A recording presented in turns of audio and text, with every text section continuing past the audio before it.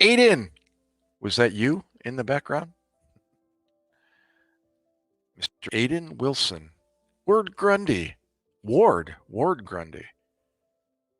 Wait, what is my favorite book? The Holy Bible.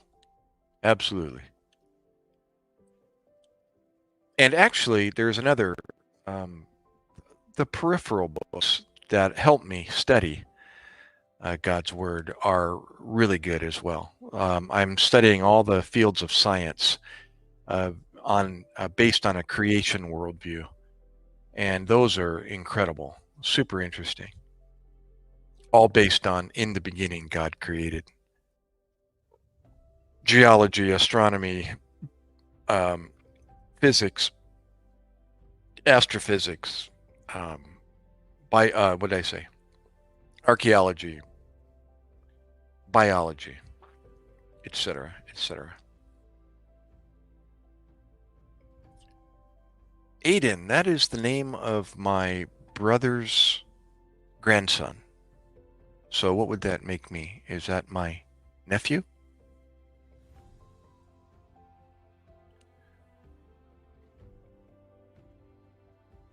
Yeah.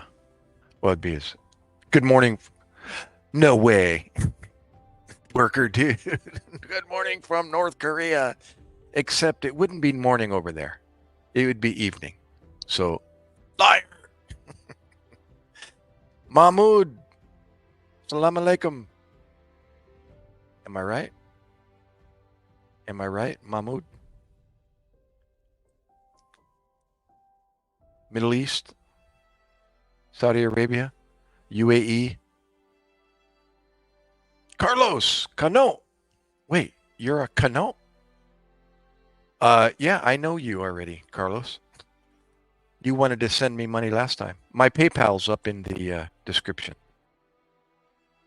You can donate through PayPal or uh, buy me a coffee or Patreon. Yeah, I think you promised you were offering what 50,000 last time or something like that. Woohoo! Hit the jackpot. Now wait a minute. You're saying Cano. What does that come from? Are you a Filipino? Um, or wait, nope. You're an American kid, young guy. I know, I do. I already have a coffee, but you can buy me more if you want. It's under me. It's under my description. There's 3 links there: PayPal, buy me a coffee, Patreon. I think Patreon has a $5 um, uh, category, so you can donate there. Except Patreon gets a percentage. PayPal's the best if you want the receiver to receive 100% of um, what you donate. No, not even close, brother. I can find my way off stage quite well, thank you. What's up, G500? And Joe's about 15 years older than I am, so. Oh, I had 11 people here. Now I'm down to 6. Come on in, guys, gals. Yeah, I think Joe's 15, 18 years older than I am, something like that. Yeah. Xanderoy. Xander, oi, oi, oi. What's up, Xander? Good morning. Good afternoon. Good evening. Carlos, where are you located, young man? Fitness, Monica. Monica Singh. Wait, I know Monica. I think I know Monica. ¿Cómo está? Right, Monica? Filipina, I think. I do well, better than I deserve, Xander. And you?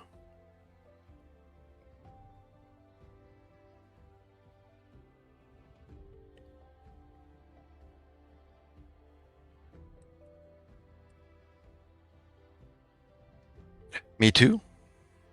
And where are you in this vast world, Xanderoy? ISIS. What a name. I thought we got rid of you guys. ISIS. What's up, Miss I? Mrs.? You're a girl, I take it, ISIS? That's my guess. Namaste at Monica. Oh, wait. Monica, you're from India? Nepal? Where?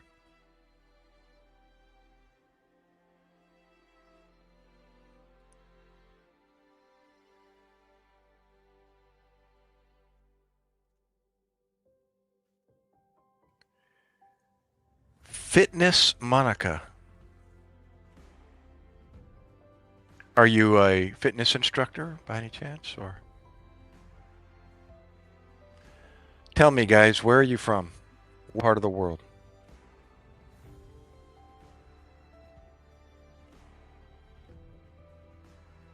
Anthony! What's up, Anthony? What's up, young man?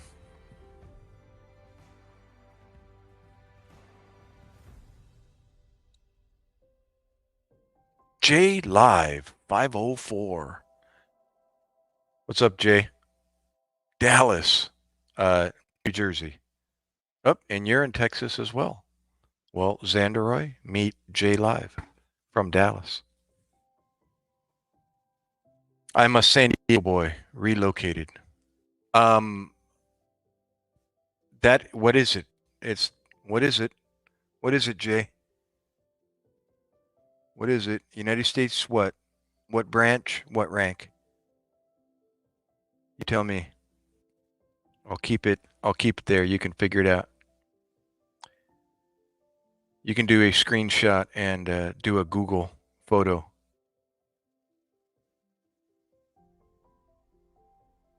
Look it up on Google Photo. Oop, I'm not centered here. Nope, you believe wrong.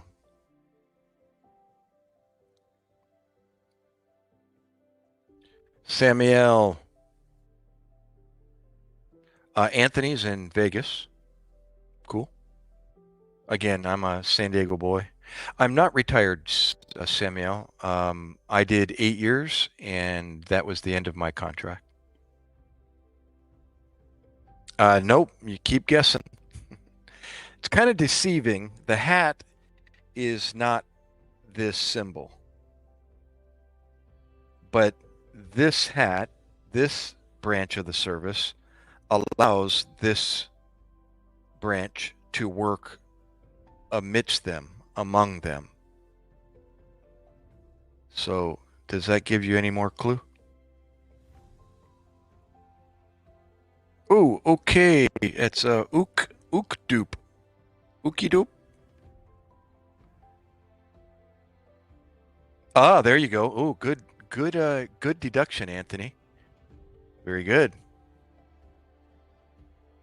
I have. I'm married to a Filipina. I was married in the Philippines, as a matter of fact, Samuel. Are you Filipino? Here, I'll look back at the camera now. So we got it. It's United States Navy, and what rank would that be?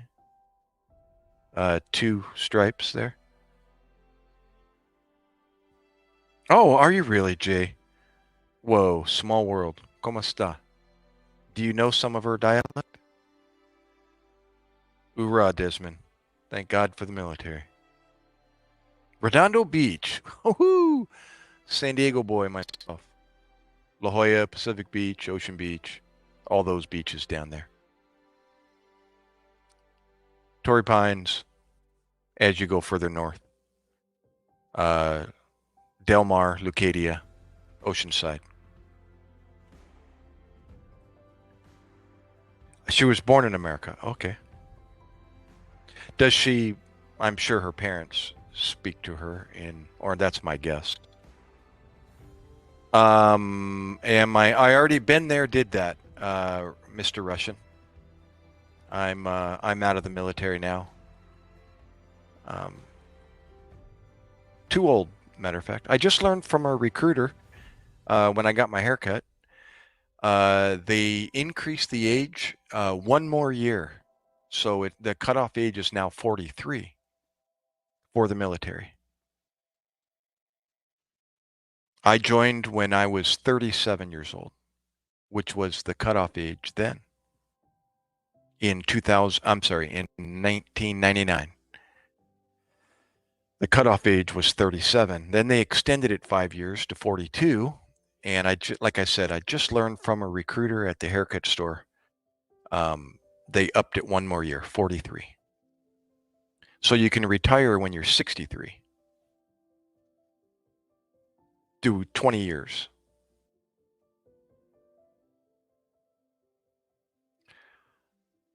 But Jay, yeah, tell me your story in a nutshell. How did you meet your uh, how'd you meet your Filipina wife? This is Ura Ukidup. Um, I was gonna say, who was I talking to? Sorry. Um, oh my gosh, I just lost my train of thought. Uh, what was I saying? I was about to say something about what? The Philippines? Help me out, Jay. What was I about to say? Oh, Samuel is Filipino. Kumusta? Kumusta ka na? I'm zooming in on your profile. I'm trying to see here. Is that you in your profile? I really can't tell what you're doing there. Sitting in a chair doing something.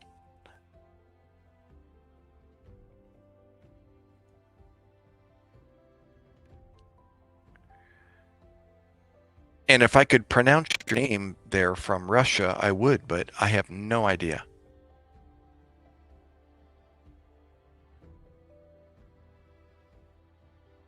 Good morning, Yonkers. Hey, bro. Up north there. I'm 2 hours from JFK, down in Jersey. Well, gosh, great to see a lot of different people from different places. We got Russia, USA, New York, Vegas, Texas, New Jersey, Philippines. Oh, wait. Are you in the Philippines? Oh, Redondo Beach. Um, Samuel, are you in the Philippines now? 43 listing for the Army. Sorry, what does that mean? 43 listing for the Army. Oh, 43 is the cutoff age for the United States military today. Uramus. Saan ka sa Manila? Taguig, Pasig, Tondo, Santa Barbara. Wait, there's a Santa in there.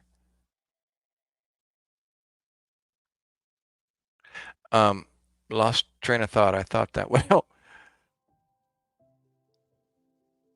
Very good. Did you look that up? Okay. Very good. Hoorah. It's the same as a E5 in the other branches. It's a sergeant in the Army.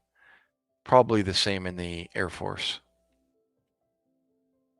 Pasig. There you go. I was good. I know the areas. I stayed in Taguig, Samuel, in 2018 for 1 week. I did BGC, Mall of Asia, Market,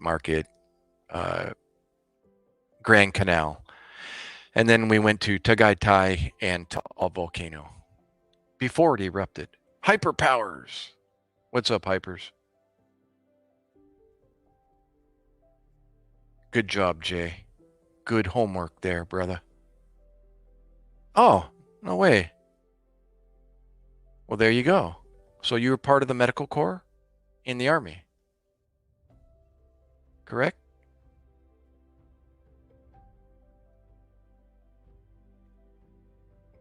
Um, my rank.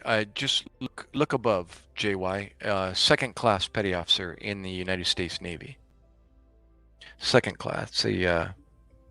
Um, 2 bars there below the eagle. It's the same on my shoulder. You see 2 red bars. It's either in the beginning of the petty officer ranking, it's third class, second class, first class, going higher as the number gets lower. Kind of confusing, but you'll have 3 bars, 2 bars, and then the opposite. 1 bar is third class, 2 bars is second class, which is equivalent, 2 and 2.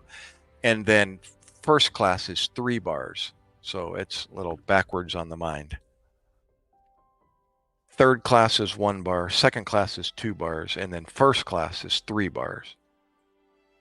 And then after first class becomes chief, and then senior chief. E5, E6, E7. As you were, Jay, or JY. I'm going to call you Jay. Yeah, BGC. Yeah, I know. That's why you go there to looky-loo, right? And get all the cheap vendor options on the street. Well, there's not even street vendors in BGC. Go to Taguig and do your street vendors. Or Makati, or I don't know. Is Makati the same, high rises and expensive, or?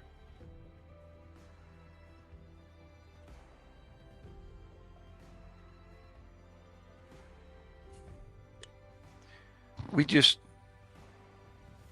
hoorah, Moose. Here, listen, here, on that note, that's a good comment. He said, thank you for our freedom. Listen to this, something I learned here.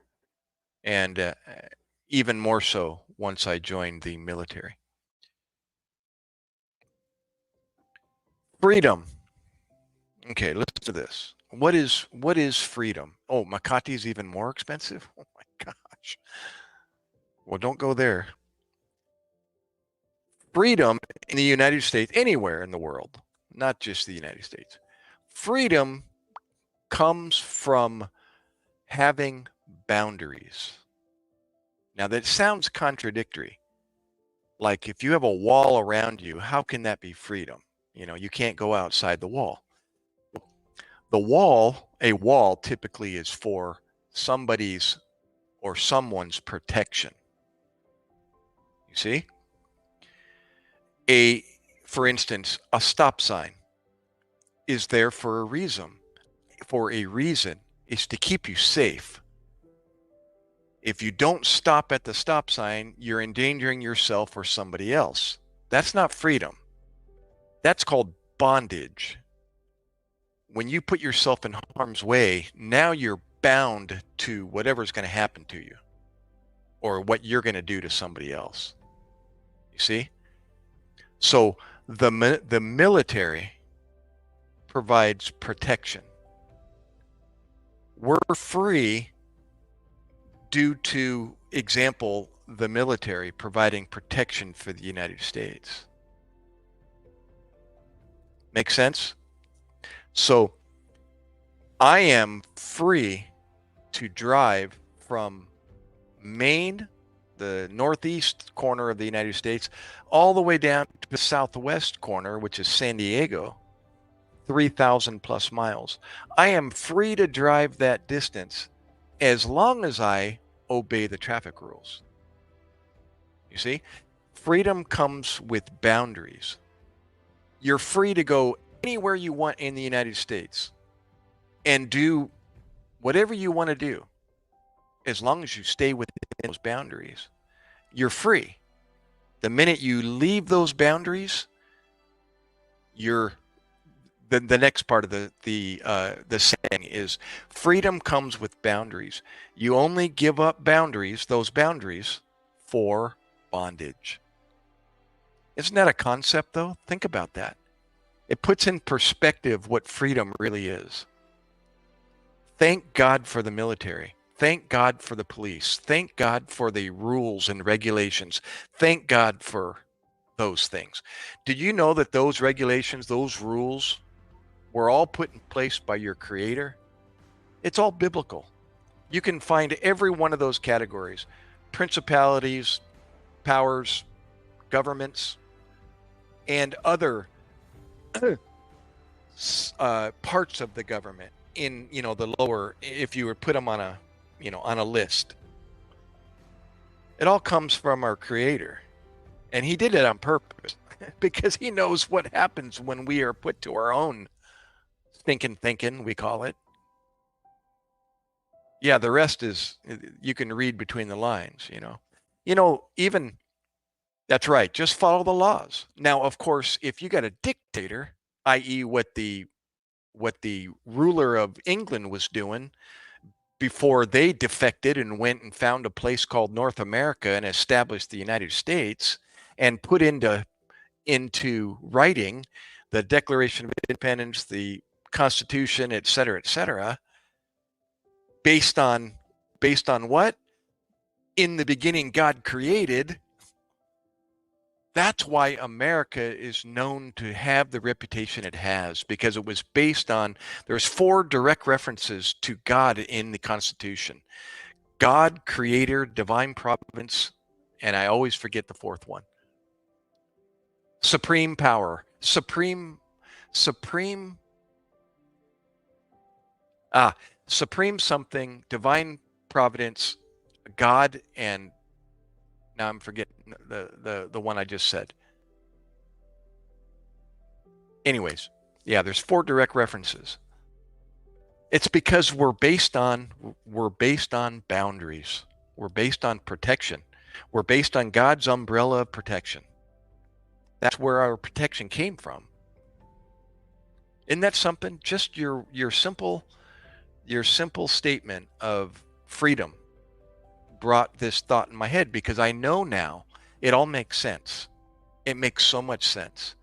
So when I got into the military and I realized what the military really was, what it provided, I was blown away. I didn't know, all of the years that I've been alive, really what the military represented. It represents that flag back there. That flag right there is all about the Word of God. The stars, the stripes, the staff. See that staff that the flag is mounted on? The pole? It's all biblical. Read Exodus and read about the staff. If you want to read about the staff, what the staff represents, look up Jehovah Jireh. G-I-R-I. I'm sorry, J-I-R-I. Jireh. Jehovah Jireh. There's a chapter in Exodus about Jehovah Jireh when Moses was on the mount holding up the staff. And as long as he had the staff raised high, his army was winning. But as soon as the staff went down, he couldn't hold his arm up anymore because it got tired. The army started to lose. So he had 2 assistants that held his elbows up and posted them on rocks so that he didn't have to hold them up anymore. It's a great story. And it tells you about the staff, what that staff represents. And that's what that flag is mounted on. That's what all flags are mounted on. They're on a staff. Yeah, moose. It's incredible. I started dissecting and defining so much that I never knew about. I didn't even think about. When I accepted that in the beginning God created, it opened up a whole new world view called the creation worldview, as opposed to an evolutionary worldview. Man, what a lie that's been my entire life. I've got a book. It's right here. I've got it. Well, it's behind the camera. It's called Evolution: The Greatest Deception in Modern History. I get pissed off when I talk about that, because of what I now know and what I thought I knew before. Everything makes so much more sense when you accept one supernatural thing. In the beginning, God created. When you allow that into your into your equation, it opens up a whole new world. Completely unbelievable, jaw-dropping, convincing, overwhelming worldview. Anyways, that was my morning rant. Thank you. Was it you, Moose? Oh, brother says in this world we can each be others demons or others guardian angel. That's right. You got to believe. Once you believe that very first sentence in the Bible, in the beginning God created. Telling you. Either that is 100% true or it's 100% false. There's no in between. Jade. Wait. It's Jade. Hi, Jade. There used to be a restaurant. Actually, it still is. I'm sorry. There's a Jade restaurant. It's a Filipino restaurant. It's more of a store slash. They call it a Toro store. It's where you go and you point.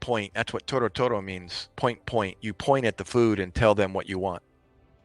You know, it's like a la carte. You go in and point what you want, and they fill the styrofoam containers or the plate. You get 2 items plus steamed rice. Yeah, it's called Jade's. Hi, Jade. What's up, young lady? I'm zooming in on your profile picture here. Yep. Are you Filipina, Jade? You got your eyes closed with your hand up to your face. I can't. Hey, Moose, is this your first time here or you've been here before? I'm going to say you were here before. Oh, I might be wrong, but.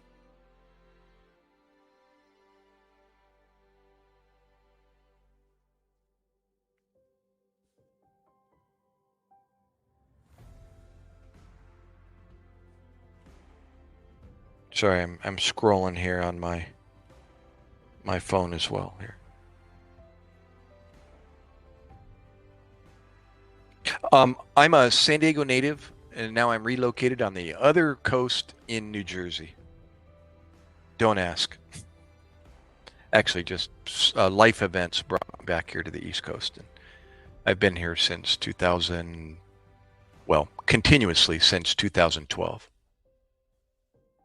When I got back from Iraq, I ended up here in New Jersey with my wife and her family. So that's how I ended up here in New Jersey, was because of Iraq. And if you want to know, I was there 2004, 2005 with the 123 Marines providing medical support for them. That's who provides medical support for the United States Marine Corps. And I didn't know that, I don't think, until I joined the military.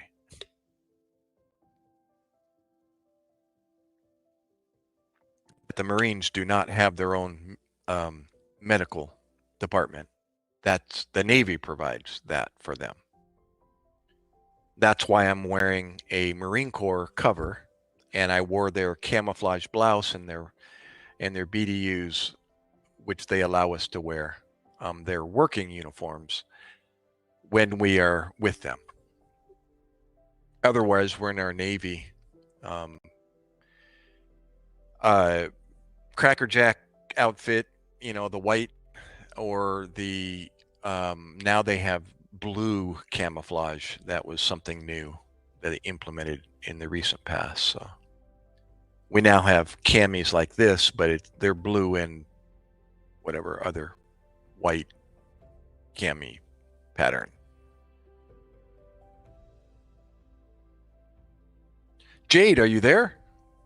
Jade, you got me now my mind thinking of Jades, and I want to know who you are. Where are you?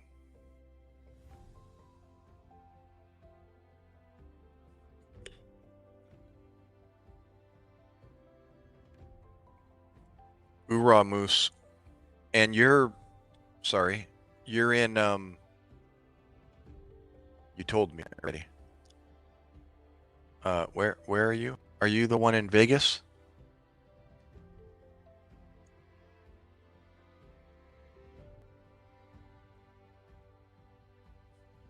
And Samuel, are you still there? Hey guys, thanks for hanging out. There's 6 people in the house. And Jay, you were in the army, you said? Yep. Okay. You answered. I'm scrolling back. I'm sorry about that. Um, Hoorah.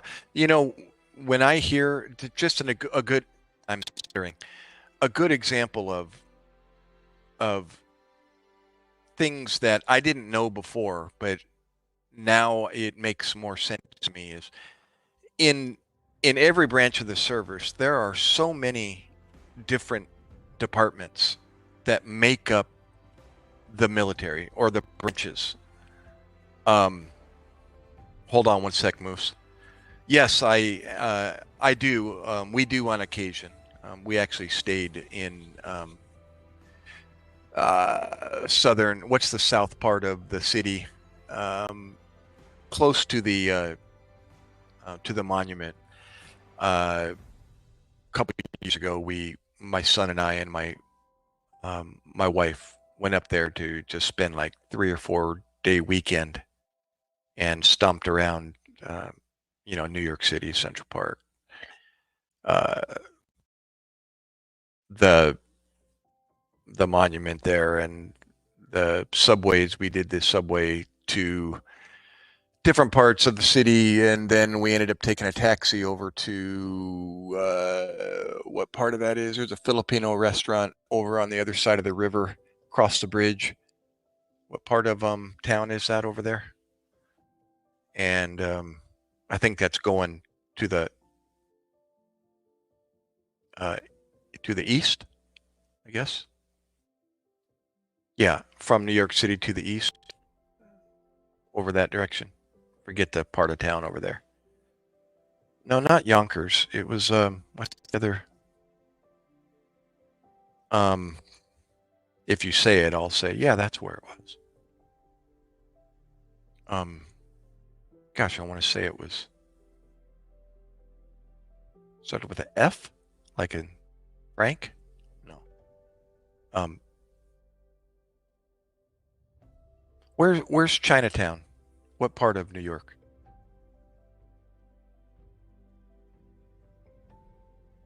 Oh, that's downtown. Chinatown's downtown. I actually did that already. Never mind. Don't. Um. Anyways. Um.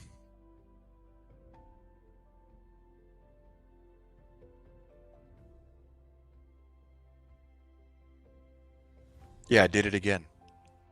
I was going to get back to your question, and I decided to answer it, and of course, forgot what I was talking about.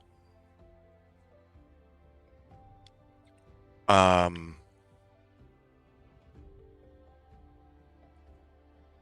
Oh, about the medical corps. Navy providing it for the Marines. Oh, the different departments. Um, Queens, Long Island. Maybe it was over in Queens, but it's like a part. What it was like a part of Queens. That the name I'm looking for, and um, I'm not pulling it out of my hat. But before I forget, the different departments in the military. Manhattan? No, it's not Manhattan. That's where we stayed, I believe, in Manhattan. Um, Such as was it Moose? Sorry, no, it was Jay that worked in the pharmacy in the army. I didn't even know there was a pharmacy department. Although, well, of course I would because pharmacies in every hospital. Um, but yeah, just like the civilian world, wherever there's people, there's got to be just as much from just as much for the people um, that you would need to provide in the civilian world. So you need to have construction. You need to have people that do construction. You have to people that build roads. You have to, that's part of construction. You have people that do office work, paperwork. Of course, there's soldiers out in the field. They have their own responsibilities and rates and yeah. Yeah, there's so much. There's people flying airplanes, there's people driving ships for transportation to transport these. There's people that are ordering and supply departments, that order food and order everything and ship stuff. And it's like there's so much to the war machine or to the military machine. It's not just soldiers and guns. There's so much involved to provide people places to pee and poop. The people that dig waste holes and dumps and water recycling and all this stuff that you take for granted, it's got to be in the military as well. Even when you send people over to war, where do they get their food? Where do they go to the bathroom? How do you dispose of all of that? How do they get clean? Where's the water come from? Uh, it's like, where's the medical support? Where's the dental? It's all of the above you can think of. In the civilian world, military's got it also. But they have to move it. They've got to relocate it sometimes, when people are deployed over to different parts of the world. They either bring their own or they use the local amenities and resources to provide that for the U.S. troops. It's crazy. It's huge. Yeah, and I actually got to. It's okay, Moose. It's I got to see that personally. I lived in it for 10 months when I went active during the OIF 2004 2005. And I got deployed over to Iraq, and then I was I was with a group of 600, actually 300. They divided us into two, so there was a battalion of 600, and 300 of us went point A, and 300 of us went over, to point B. And I was part of that and lived there for 7 months. And, where's electricity come from? Where's gas? Where's fuel? All of that.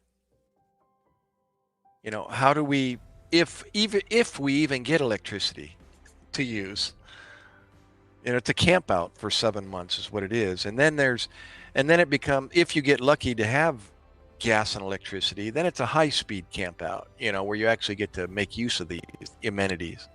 Otherwise, you're sleeping in the dirt and you're eating meals ready to eat, or MREs, or you're eating the local fare, or a little bit of both. Yeah, so we had these giant generators, and they were Caterpillar engines out of these, land mover, earth movers, Caterpillar, heavy duty equipment. The engines from those, we had this giant engine, however long it was and high it was, and it sat on a crate or a platform, and it was maintained by outside workers that were contracted from parts of the world. We had two guys, one guy from Australia and another guy from, speaking of Brooklyn, we had a Brooklyn police officer providing security for these two maintenance guys that maintained our engine, our generator that provided electricity to the base. I couldn't believe it. I was like, whoa, you're from Brooklyn? He's like, yep. He was getting paid like, I think, $200,000 a year for a 2-year contract to provide security over in war, escorting these semi-tractor trucks, trailers, so they could provide water for us or provide electricity for us or provide whatever, food. Yeah, we actually had AC when the generator was up and running, which wasn't all the time. It's just window ACs, and those things would freeze up and it become ice, one big block of ice, stop working. And then it actually got cold, and those air conditioners were also heaters. So were they heaters? Yeah, I believe they were. Or maybe we didn't. Maybe we just provided heat with our sleeping bags. I'm going to say they had heat to them if they were working.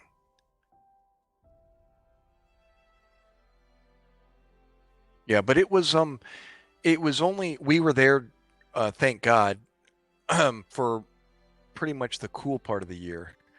The end of August was the end of the summer, and we were the high was 113 when I first got there. But then at the end of August, beginning of September, actually more beginning of September, the weather just went from 100 plus degrees to like down to 75 during the day. And it was like springtime. We're like, whoa, this is nice.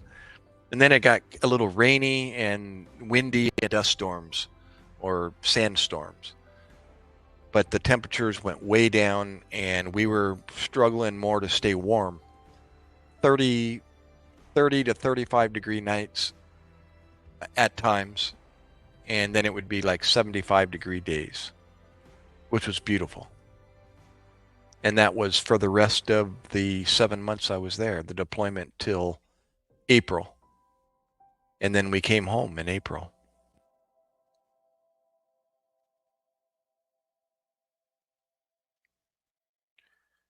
Yeah, and my order said send Doc back to California, which was where I'm from, where I was living before I got deployed.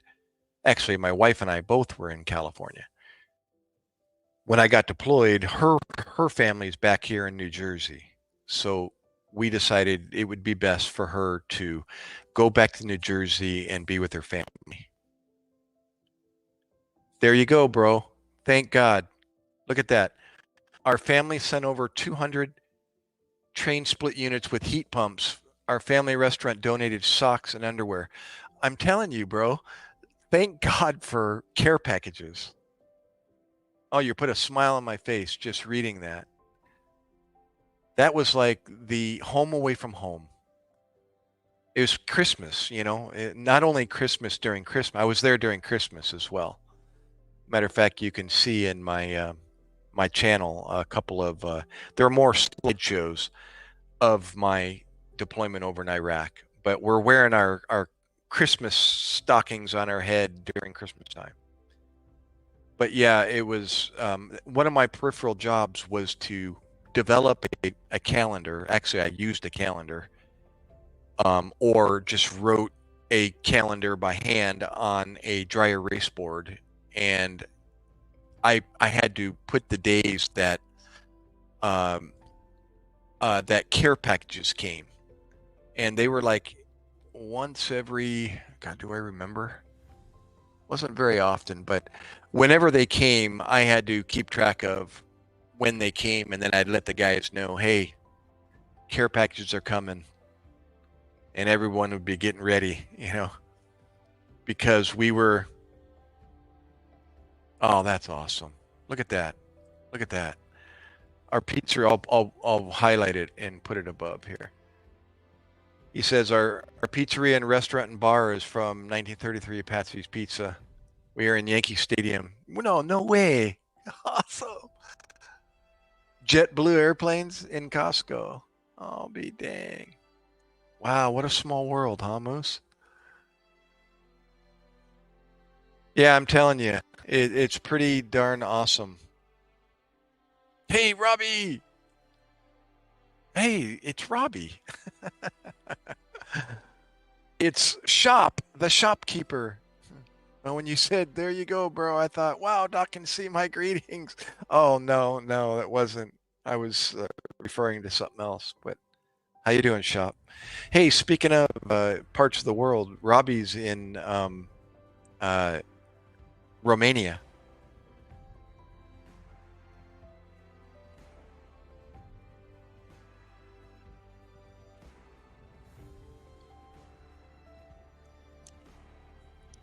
Transylvania. Ah, my contact's going blurry because I've had them in all night.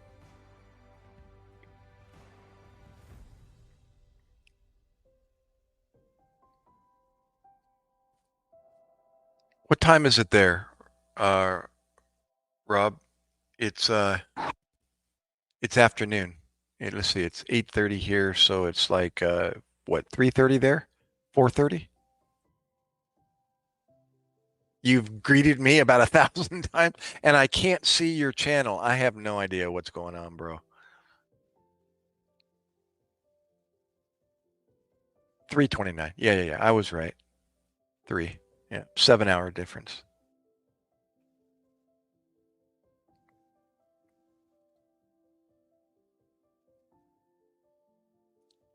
Well, what a chance of meeting you, Moose. Can I ask what age range are you in? Are you uh, less than 30, between 30 and 50? Are you where are you?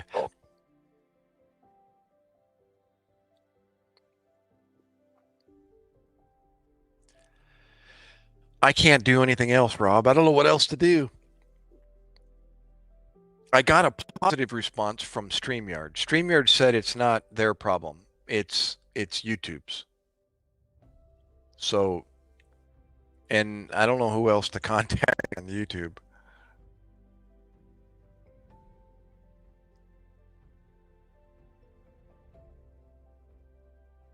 Let's see. I'd love if you and your family would have did with me and my family. Say that again, Moose. You didn't quite post that clearly. What did you mean by that?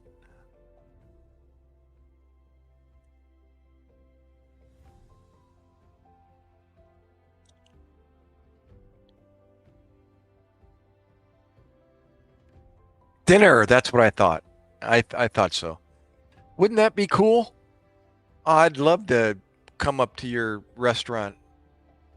Do you got good pasta? Do you serve pasta as well? Chicken Alfredo? That's a favorite of ours. And a good of course my wife loves the um chili cheese. I'm Philly. I said chili. Philly cheesesteaks.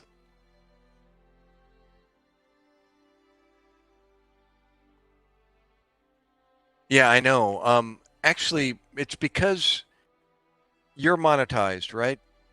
Shop. You're 44. Okay, okay. Yeah, I met another gentleman. He's a military. Matter of fact, our another guy in here, Josh, Eson, Ison, Joshua. He's ex-Army Ranger, disabled Army Ranger, and he's 48. 40, 48? I think he's 48. Well, I kind of alluded to my age earlier, if you can remember. Oh, and chicken wings. Oh my gosh. He's got a pizzeria, Robbie. His family owns a pizzeria in New York. He's got everything that you want to try. Chicken wings, New York pizza, Philadelphia cheesesteak, pasta.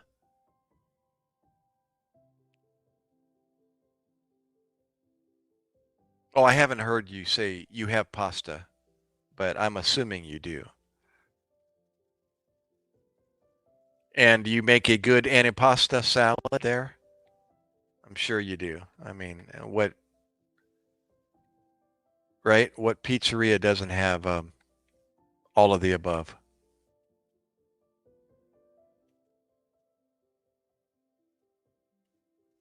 Oh, but dang. Do you really? Do you have some of like the photos and the signatured photos? Like all the shops around New Jersey? I live 10 miles from the boardwalk. Here, the Trump Plaza, the Trump casinos. Uh, um, my neighbor works at uh, Borgata and all of these, restaurants here. I mean, hotels and casinos. The action was in New York. I was wondering, are there any streets left in New York like where it was in the 80s? Of course. Oh my gosh. No way. What song was that? That's not the song something love, more, uh pizza pie, El More, or what's the name of that song? Oh, New York, New York. Oh, that's one. New York. Don't well, you're actually meeting somebody that is like historic.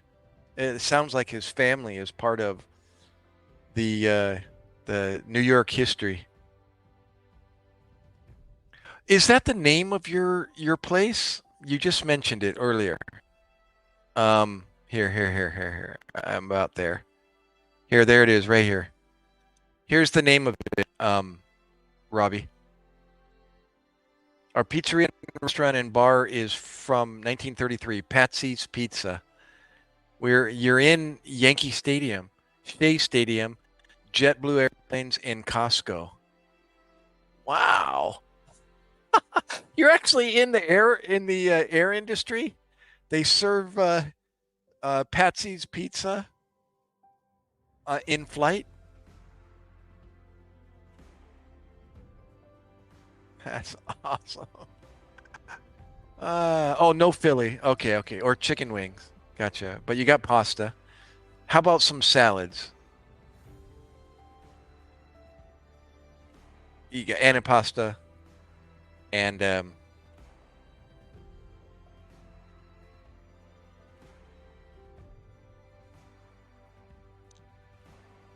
oh, you got spaghetti and meatballs too? I'm getting hungry. We delivered 50 pies to FDR to a private helicopter for Frank Sinatra. Oh, my day. Dude, like your family goes way back, way before your time. How long has your family been in business? Like the early 1900s or something? You must have been, or somewhere back then, 50s or before that even. That's awesome.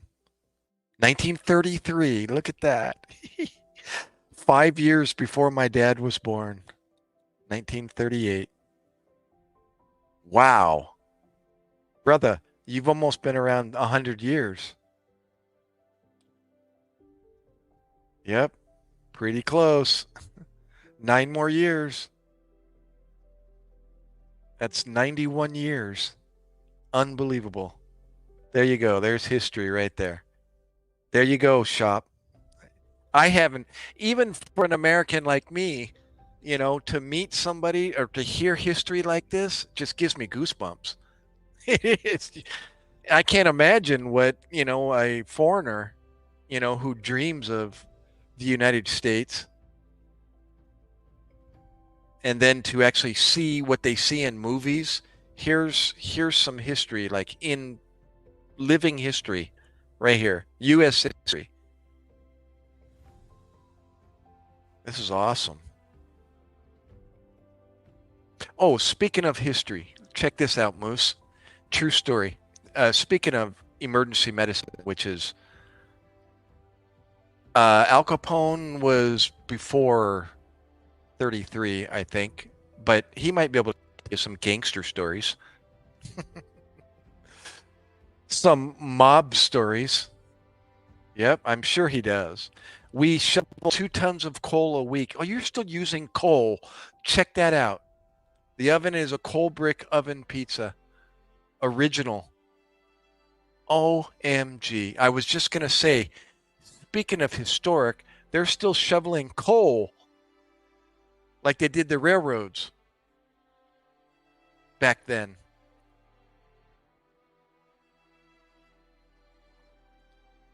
Oh, that's beautiful, bro. Well, then you are part of, what America was founded on. Still part of before it was taken out of our schools in the 50s and the 60s.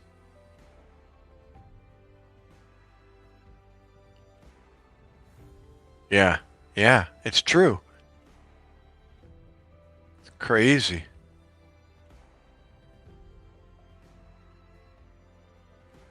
There's example, Robbie. Families like Moose, they're hard to come by anymore. I mean, they're still here in America. Don't get me wrong, but the media doesn't cover them anymore. I mean, I don't know about Moose's restaurant, but it used to be like the norm. That's what that's what ran America. That's what America was made of, was family owned and run businesses.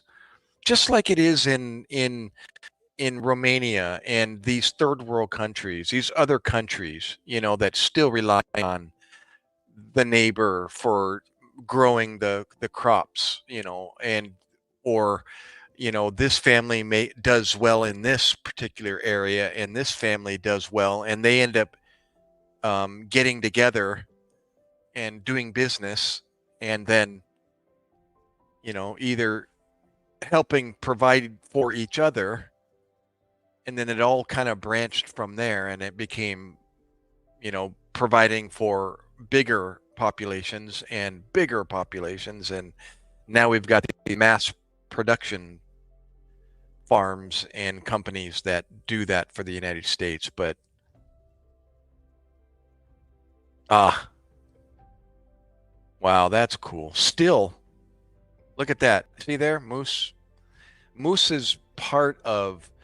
He's a much later generation. He's only 48, but it was been in his family for almost 100 years. See, in Romania also, there's family with old business that are far. Yeah, yeah.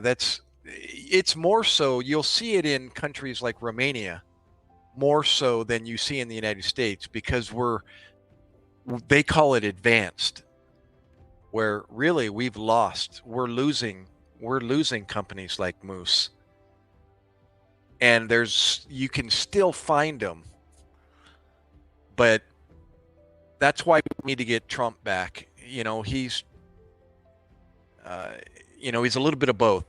He knows what made America, and he wants to get them back in business, and yeah. So we won't go off on a tangent there, but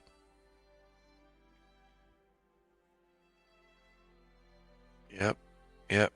A lady lost a cashier's check for for over 600,000 that anyone could have cashed. We found the lady and gave it back. We are on the front page of the New York Post and the New York Times. What in the world did she get a cashier's check? What was she doing?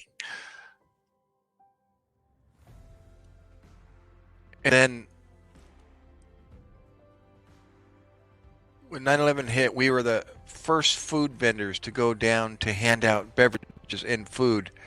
We were doing 24-hour shifts for 2 weeks straight. Holy moly. There you go. S's. Welcome back, S's.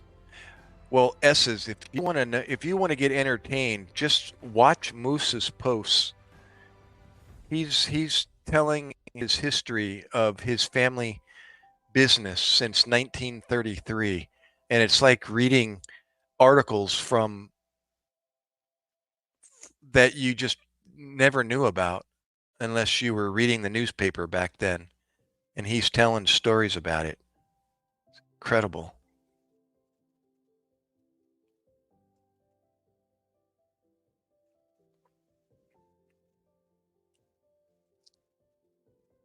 Check that. For 600 grand, what in the world? Would she do? Empty her bank and then she was moving it to go somewhere? Check this story out. The S's above my, right up here.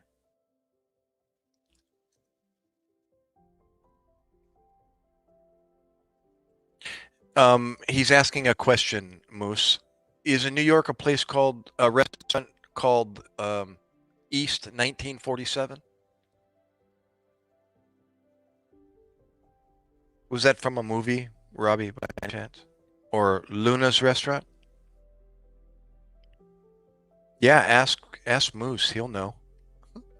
You can Google it, Robbie, and if it's there, you can always find out. But we'll find out. See if Moose has heard of any of these.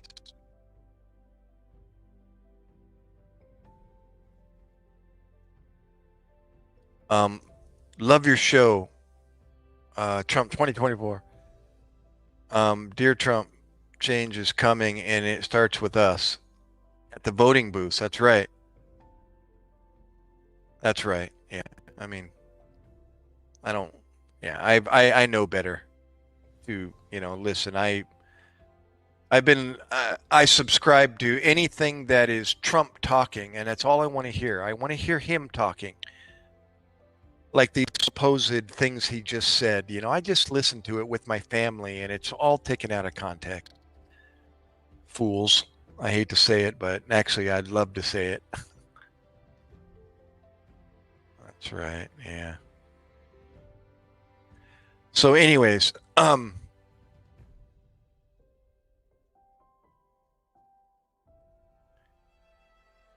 I have to ask something, S's. This is the naivety of me. Naive. Yeah, naivety. How do you say that? Of me coming out. And I can always Google it, but just tell me, what do you mean when you calling somebody a goat? Is it like I can kind of picture a goat. He's hard-headed. Is that kind of the meaning he's in charge?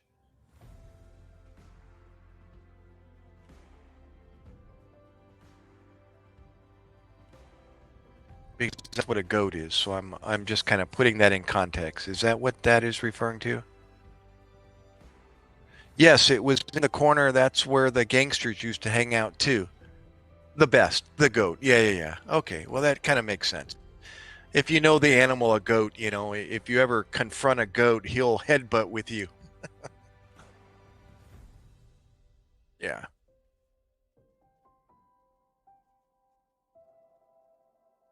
yeah, that makes sense. So did you see the comment, Robbie? Moose said it was on the corner. That's where the gangsters used to hang out too.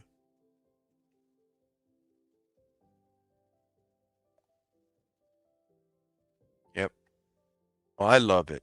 I mean, I won't. I'm not embarrassed to say I didn't follow politics all my life until Trump came into the scene. And for whatever reason, he got my attention and I decided to listen. And then it drew me even closer and I started hearing what he was saying and it was just like he drew me in and I thought, of course, he put his foot in his mouth quite a bit there at the beginning, the first 4 years, or the first year, I should say, before he started reeling it in and um, clearing himself up a bit. But the fact his resume is what spoke, his history. And I started thinking him, of him from a, like, if I was an employer looking to fill a job position, and it was along the lines of Trump's resume, you know. Um, and and Trump was an applicant, and I saw his resume, it would be really, he would get my attention. Like, he would be like one of the on the top pile of my applicants to interview. No matter who he is as a person, is what people tend to vote for. Would he be good for my company in improving it and making it great again, or great, period? And the answer was yes. I'd hire him. And so I voted for him. And it was incredible to watch the way he went about what he did. And even that was kind of vague to me, but I started seeing it and understanding it more and more. And people are still saying today, I wish I could think like Trump from a business standpoint, because he's at another level. He's like, he can change a country, let alone an ice rink, that couldn't be completed in 6 years. That's the extreme of what he can do, So anyways, yeah, I was saying I wasn't going to go off on that tangent, but that's it in a nutshell. And now I want to see, I was hoping to see what he was going to do with the next 4 years he was going to be in office. And somehow that fell through. And now he's back, and God forbid he doesn't get a chance to try again, because he's going to change the world. I mean, he already showed it. He started to, and took him out of office. God forbid, why in the hell would you take somebody out that is doing that for a country and other countries?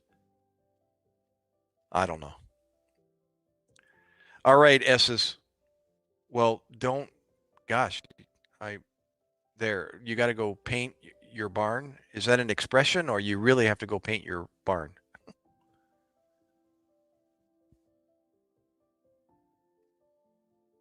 All right, S's. Thank you again for.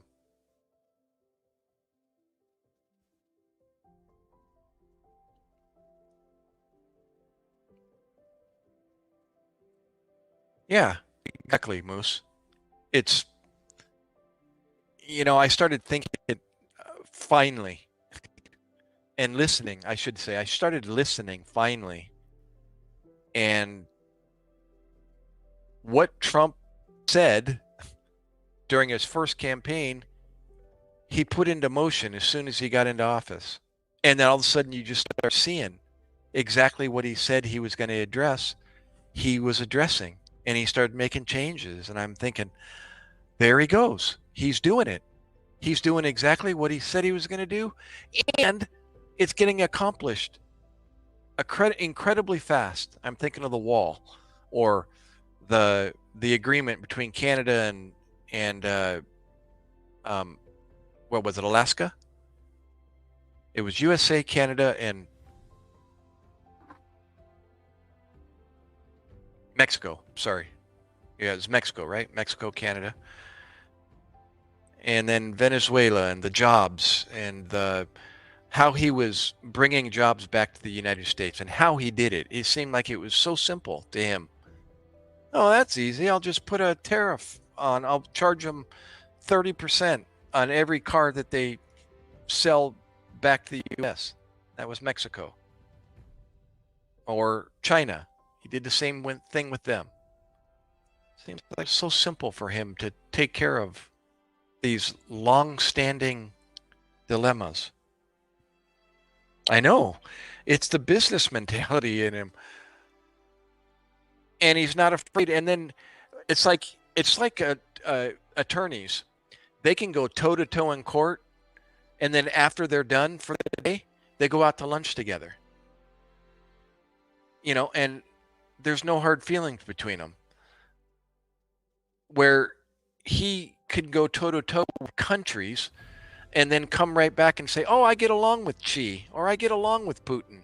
We get along great. We're friends." North Korea, I just spoke to him yesterday. But he knows how to keep them in check and to keep them from doing certain things. And I thought, what a concept. The guy's brilliant. Yeah, 35% for China. My what I'm curious to see him do, and he's already said it, and it would I wouldn't expect him to renege on what he's already said, and that is he can, if quote me or correct me if I'm wrong, but he said, I'll end that Ukraine crisis in 48 hours. And I was like, I want to see what he's going to do. How's he going to do it? But he said it. I'll end that in 48 hours. I think that's what he said. But it doesn't surprise me. It's like, imagine that. Watch what he's going to do. Yeah, maybe that's it. It's handshake. That's right. The kids go over to the same school. So all go to the same golf club.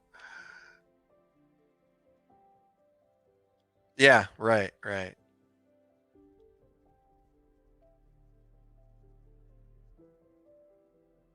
And something else he said, I gotta mention it again. And I'm gonna stick to it because I couldn't tell you when or exactly what was said, but I remember something and it made sense to me. And I kind of went, he just said something. I wonder how many people picked up on it. And I could be wrong, but I still say it and repeat it today. And that is, he said when people, were accusing him of, and they still are accusing him of being all about me, me, me. It's all about Trump. It's all about Trump.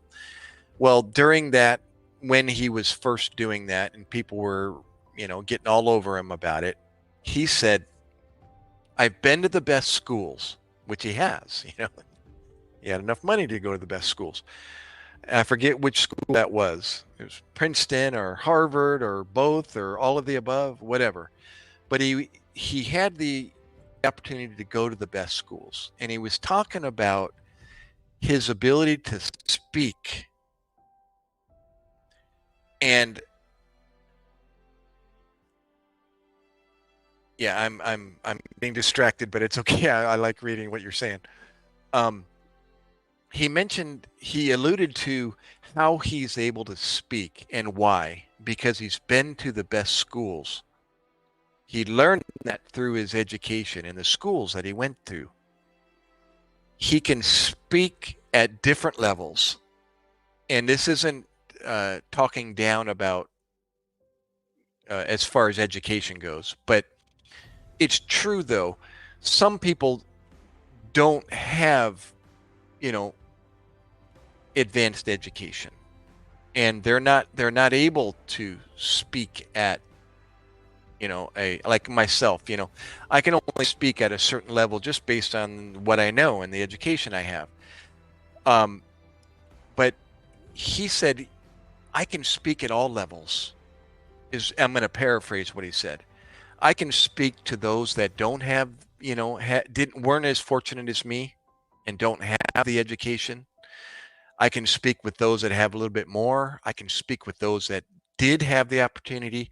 I can speak with those that are even, had even higher education. I can speak with the best of them, he said. So he's able to, and the way I interpreted that was he's able to go into a crowd of, you know, open the Ozarks. I'm going to give you an example, where they may not have had the ability to have higher education.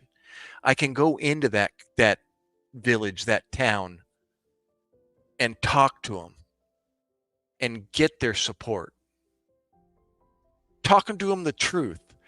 But, it's like him going into a presidential board meeting, amongst his superiors and speaking at their level, bringing that level into a town, in the middle of the Ozarks in, South Arkansas, or, up in the hills to the hillbillies up there.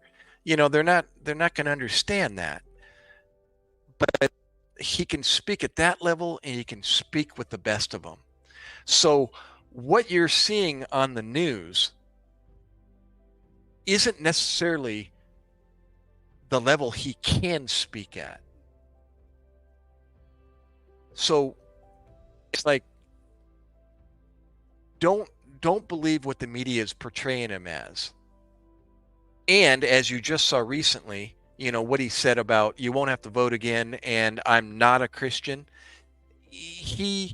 If you listen to it again, the context in which he was speaking, he was telling people to get out and vote. He says, especially the Christians, please get out there and vote. Just get out there and vote. Make sure everybody gets out there and votes. He says, after that, after I'm out of, he alluded to, after I'm out of office, you won't have to vote for me again. You won't have to vote again. And that's the only thing he was reading. I mean, it's obvious the context in which he was saying that. And then he said, which does sound like I'm not a Christian, but it doesn't fit the context in which he was speaking. I think his tongue got in the way, and it said the N sound, and he finished it with, I'm a Christian, but it just got in the way. Whatever it was that he was trying to say, he said improperly, and it sounded wrong. And then the media just blew it out of proportion. So anyways, with that in mind, he can speak with the best of them, just made it really got I was like, oh, I just heard something. I wonder if somebody caught that. And I followed him, and I listened to every time he spoke, and I was able to put myself into, okay, what crowd is he now? And what levels is he speaking at? And what is he in now? And then he started, it's like, you can't go by just how he's getting the crowd excited and what he's saying, and then base his performance or who he is as a person based on the way he's speaking to a certain crowd. No. He's doing that on purpose. He's speaking at different levels. He can speak with the best of them. And so anyways, that was like impressive to me. And I thought, well, of course, you want the support of, somebody, come down to their level, speak with them. So anyways, I'm sorry. I'm going to read your comments here. Oh, 100%, because they respect him because they fear him. Yeah. And it's like the word of God. Fear doesn't necessarily mean, to be afraid. It's respect. That's what filial fear is, in awe, in reverence.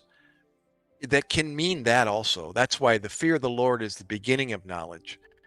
It's not being afraid of God is why we know things. We know things because he knows everything. That's the only way we can know anything. There's a question. It's called a self-refuting logical fallacy. And that question is there any chance you could be wrong about anything you know? And it's not a play on words. It's exactly what it's asking. Is there any chance you could be wrong about anything you know? And the obvious answer, the only answer to that is, for us, is of course, we could be wrong about anything we know, about everything we know. There's a chance we'd be wrong about everything we know. But when you say that, you're literally shutting yourself up from being able to respond from that point on. Because anything you say out of your mouth could be wrong, is what you're saying. Yes, there is a chance that I could be wrong about anything I know. So that means you could be wrong about answering that very question. Yes, I could be wrong. That yes could be wrong. So it literally just zippers your mouth shut. You can't even say anything. It shuts you up. The only correct answer to that question is no. There's no chance I could be wrong about anything I know. And there's only one person that can say that, and that is the person that knows everything. There's no chance that that person that knows everything could be wrong about anything. Put that in perspective. That one person is the creator himself because he created everything. That's what the fear of the Lord is the beginning of knowledge is saying. The only way we can know anything is to fear him. That's not to be afraid, it's to be in awe, in reverence of the person that cannot be wrong about anything he knows. Because the only way we can know anything is if he gave us that ability. Because he's the only one that can say, I can't be wrong about anything I know. Get it? And when I learned that, it was a guy that actually taught me that. It's a self-refuting logical fallacy. And when people say, yes, I could be wrong about anything I know, your question back at them is, are you sure about that? Are you sure? But that's exactly what you're saying by saying they 100% because they respect him, because they fear him. Not necessarily, it kind of goes both ways. They can be afraid of him because of what he can do, but at the same time in awe that what he can do is, wow, look what he can do.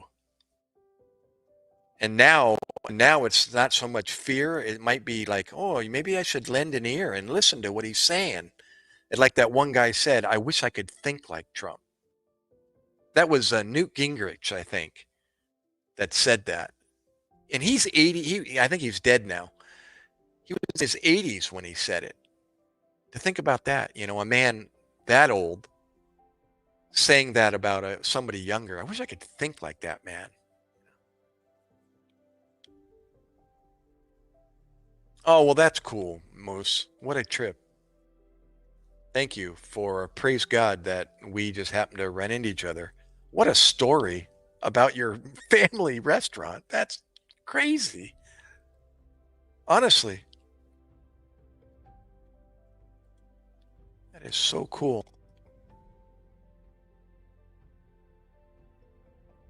That's right. There you go. I'm finally reading your response. You can put Trump in any environment and he will adapt. Think about what he's already said.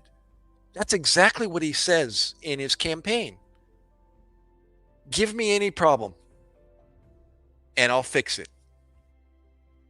Look, he went to Israel. What did he do? He built an incredible new uh uh where was that? Jerusalem? What did he build? He renovated something in no time. He's changed his countries. What do you think a country is? A country is a piece of real estate. It's a huge piece of real estate, but it's a piece of land. It's no different than Manhattan or where I live on, or it's a piece of property. He can change Mexico. He can change Venezuela. He was changing China. Give him some, God, I wish he could be in, you know, uh 20 years. I'd love to see what he could do in 20 years. Let him do 5 terms. Jamie, you're back. What's up, brother? Docless.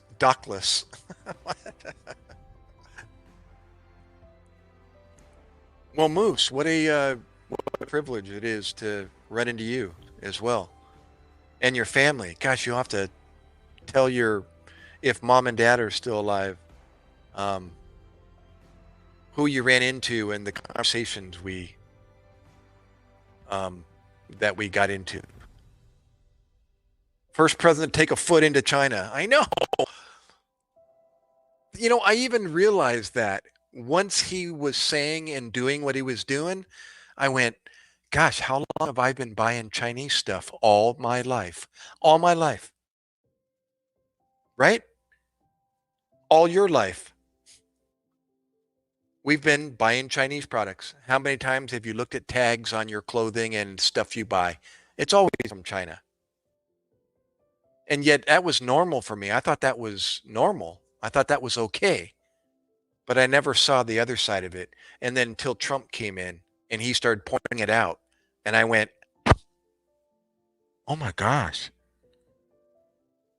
Yeah, how long's it been since I saw made in the USA? It's never made in the USA. It's made in Mexico, China, Vietnam. Where else? All other countries in the world. I'm trying to think of the other tags.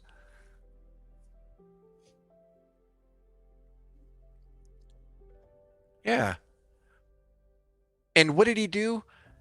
Again, I might be wrong about the details, but he took a company, I think, was it a washing machine company? Washing machines? Or no? No. Circuit boards? Or what company was it in Venezuela? Instead of,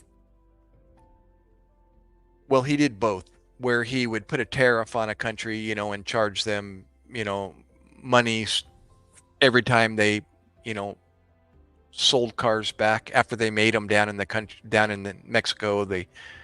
Anyways, instead of doing that, and on top of doing that, he took a company in, I think it was Venezuela, and he brought that company to America, and some of the employees from South America, so they didn't lose their jobs, but brought it to America and hired American workers in conjunction with the workers from that country and brought it here to the USA.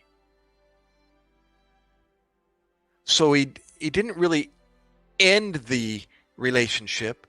He just continued. He laterally brought it over to the US and made it US run and hired US workers as well. That's like Japan, and their companies in Japan. We have Japanese car industries here in the United States, but they're still Japanese. But we got USA people working in conjunction with the Japanese.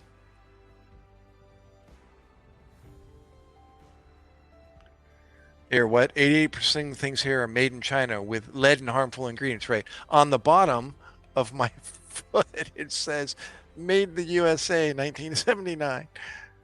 Or they say grown in Colombia, packaged in the USA. How many times have we seen that? Look at your jars in your refrigerator. You know, grown in uh, uh, like I'm thinking of the fruit, the mangoes. They're either from Mexico or they're from South America, but they're packaged here in America, you know, by Dole or something like that.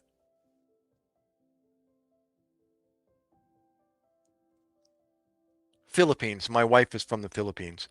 Many of their products, they're made in the Philippines, but they're distributed by USA or packaged and distributed here in the US.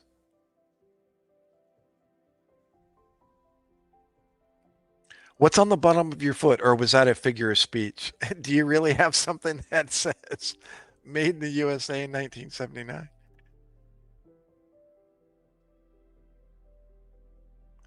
DJT set the stage of who he is. Don't J. Okay, is when DJ went to the DMZ. DJT crossed that line in the sand like it was nothing. Oh, in North Korea. I know. See what I mean? And Gosh, amazing. Amazing what he can do. It's like it's nothing. Yep. Wow, I just read that comment. That was a good one, Jamie.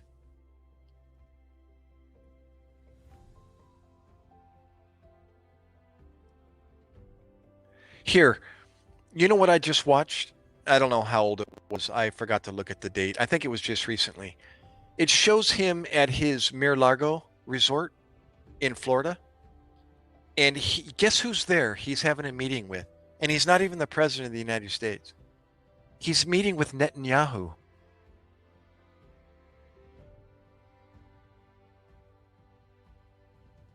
And I was just telling my wife, I said, that is awesome. I always wondered about that. Just because he's not president, are people still getting advice from him? Is he still meeting with them, through phone calls? Are they still calling him and speaking with him? And that just proved my point. He's got the leader of Israel sitting in a board meeting with him in Mar-a-Lago. He's not meeting with Biden. Well, I'm sure he did, but he's meeting with Trump too. That's like, yes, I love it. They don't cut their ties with him just because he's not president anymore.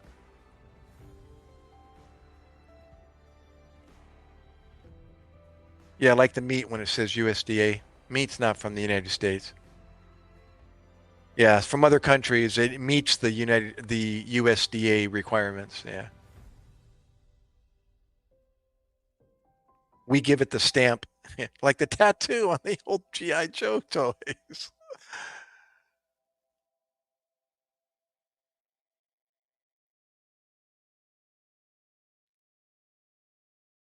Yeah, were the GI Joe toys made in China? I think I remember seeing the USA flag on the package, but they're probably made in China.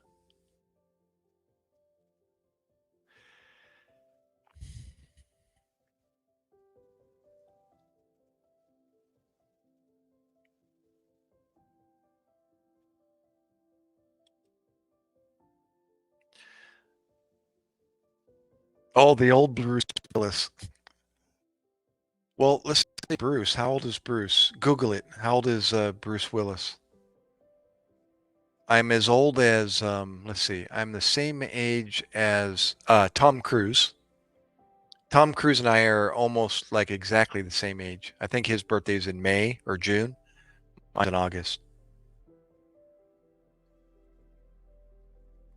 People tell me, Moose, I'm sorry, Lemon Cooper, hey, thanks for finding my channel or not skipping and stopping. But other people for the last 3+ years say I look like Pierce Brosnan, 007. It's let's see here. Take off I recently got a haircut here, but yeah, do I look like what's his name? Pierce Brosnan, 007.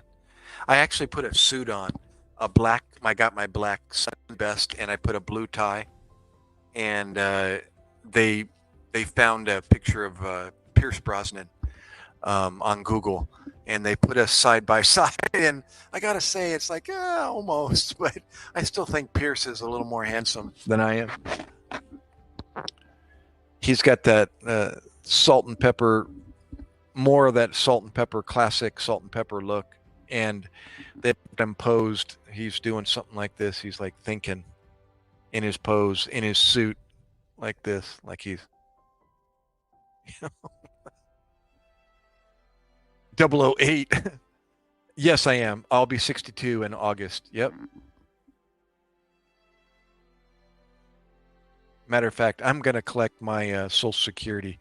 I decided, screw it. I'm going to wait. I figured out, at least for me, I'm only going to make $500 more if I wait 5 more years till I'm 60, 3 more years till I'm 65. $500 a year more. And then it's kind of, not exactly, but about $500 every increment that I wait. You can collect it any time after 62, 62 and 6 months, any month after that. But it's like every, 62 to 65 to 67 to 70, you're only making $500 more a year for every increment that you wait. So why wait? I'm just going to collect it. I'm not going to make very much anyways. I stopped working in 2008. So it's going to be an extra paycheck I'm going to be able to put in the bank and buy another car for my son and make a car payment for my son. So, anyways, um, don't know how we went off on a tangent. Oh, my age, but and yours is what? 29? Mine's 19. Woohoo! Us babies. And if I remember correctly, Jamie, I'm your dad's age, I think. Right? Aren't you my eldest children's age, Jamie? I'm trying to remember. Or maybe I'm totally wrong.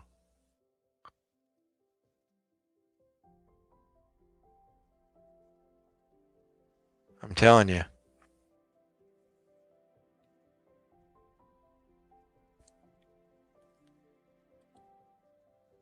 Well, that's true too, Jamie.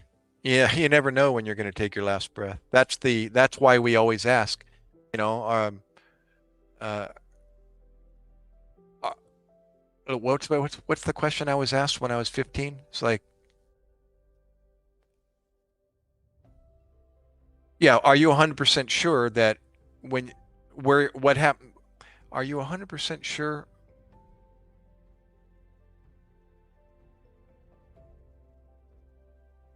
Oh, what was the question I was asked?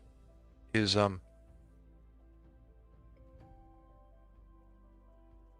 Yeah, are you 100% sure what's going to happen to your soul if you walked out this door today and your life was taken from you? Are you 100% sure? And my answer was no. I've never been asked that before. And a 50-year-old man at the time said, "Can I show you something?" And I sat on the edge of my best friend's bed with me, and my best friend was there. Um, um, um, um, um, uh, uh, oh my gosh, his sister's name's Sherry. Um, the same name as my sister's name. Uh, how come I can't remember his name now? All of a sudden I mentioned it and I can't remember his name. Uh, anyways, I'll think of it. Oh my God, I can't think of his name.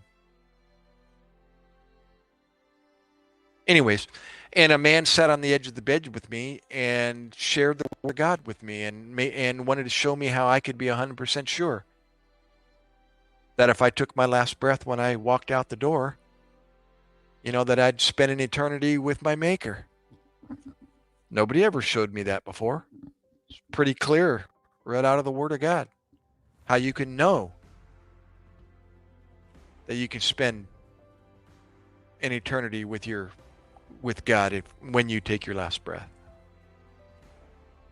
So yeah, on that note, oh, you'll be 63 in August. Oh, I'm sorry, Jamie. I thought you were. How come I don't remember you telling me that? We're the same age. Well, you're a year older. You're my sister's age. She was born June 1961. I was born in 62. My brother was born in 59. He's the eldest. And my youngest sister was born in 65.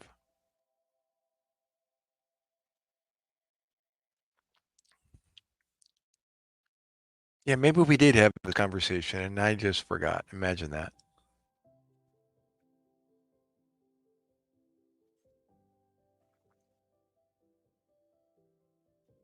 Yeah, sure we.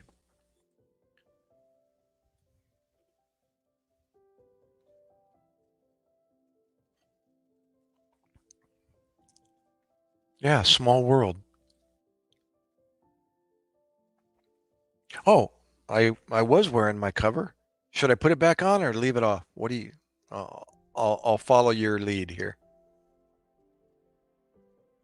Yeah, I won't tell anyone you forgot. Uh,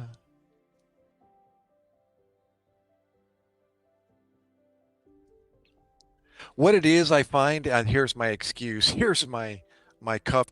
Speaking of covers, um, is it's like I have a tendency to just tell so many stories now that I'm getting older. I've got so many stories in my head, and now, especially on live stream, when I'm not talking about one particular subject and people are coming in making comments, my thought process just goes off on a tangent, and then I forget where I was when what I was talking about. Oh, here, Moose says, do me a favor and everybody in the chat. If there's a flag around you, just hold it right now, and that's America strong. That's awesome. That's right. Hoorah. Yeah, what a trip. Now, see, I'm going to go off on another tangent, but it's just related to the chat, and that is, who would have known that I was going to walk into a Navy recruiter in front of I should say, who would have known that I was going to walk into a recruiter's trailer and join the United States Navy at 37 years old and finally get a chance to be able to say to a fellow military member, no matter what branch, I know where you're coming from. Like I could relate to, that person. Where before, that was one of the reasons why I joined. I always wanted to join to be able to say that because just my nature is to be able to say to somebody, I know where you're coming from, because I was there or I was one once before. The reason why I became a paramedic, I I was always that I was just one of the sheep, and I was afraid to be able to walk in and take charge of the situation because I didn't know what I was doing. I didn't know anything about, you know, medicine or an emergency. And I wasn't able to step forward, and assert myself. So I just happened to meet a lady that was studying to be a nurse, and the rest is history. She got my interest. I started helping her with her studies and doing flashcards. And if I said I wasn't flirting with her, I'd be lying, but I was. And at the same time, I was learning something and I really got interested in it. So I got into medicine and I got into a field that I was uncomfortable with. I joined the Navy for the same reason. One of the same reasons was never been there, but I always wondered about it. What's it like being in the Navy, in the military? What do they do? And an opportunity presented itself when I was 36 years old, 2 months before my 37th birthday. And I learned that I could bring my paramedic, speaking of being a paramedic, I could bring my paramedic license into the military and they could laterally transfer me over as far as pay and rate, and rank, I should say. And so I signed my name on the dotted line in 1999, 2 months before my 37th birthday. And I signed an 8-year contract.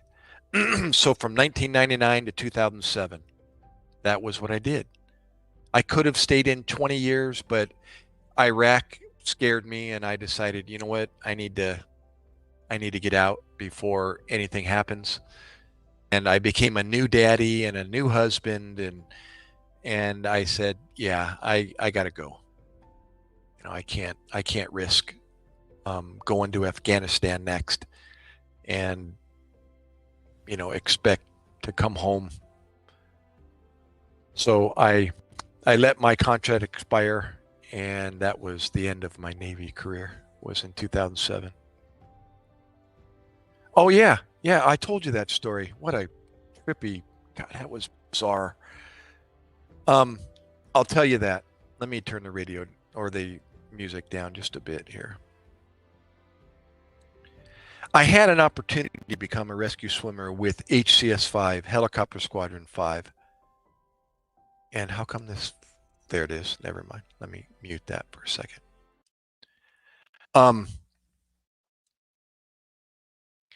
I was brand new. My very first muster. Yeah, God did. Um,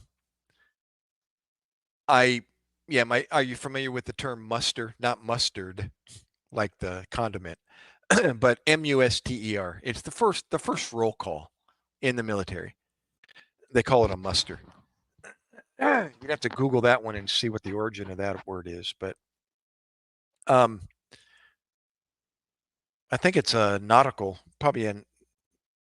yeah, probably come from the Navy or anyways.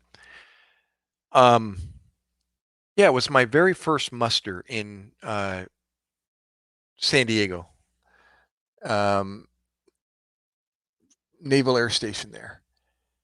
And I was just checking in, didn't know where I was, who I didn't know anybody. I was a reservist, I was um, just pulled my name out of a hat and placed me with a unit in San Diego, the medical unit in San Diego. And the chief of the unit was ironically a Filipino lady. It's before I was married to my Filipino wife. And she had never met me before. I'd never seen her before. So she was curious, who's the new guy? Excuse me, I got to clear my throat really hard here. Hold on.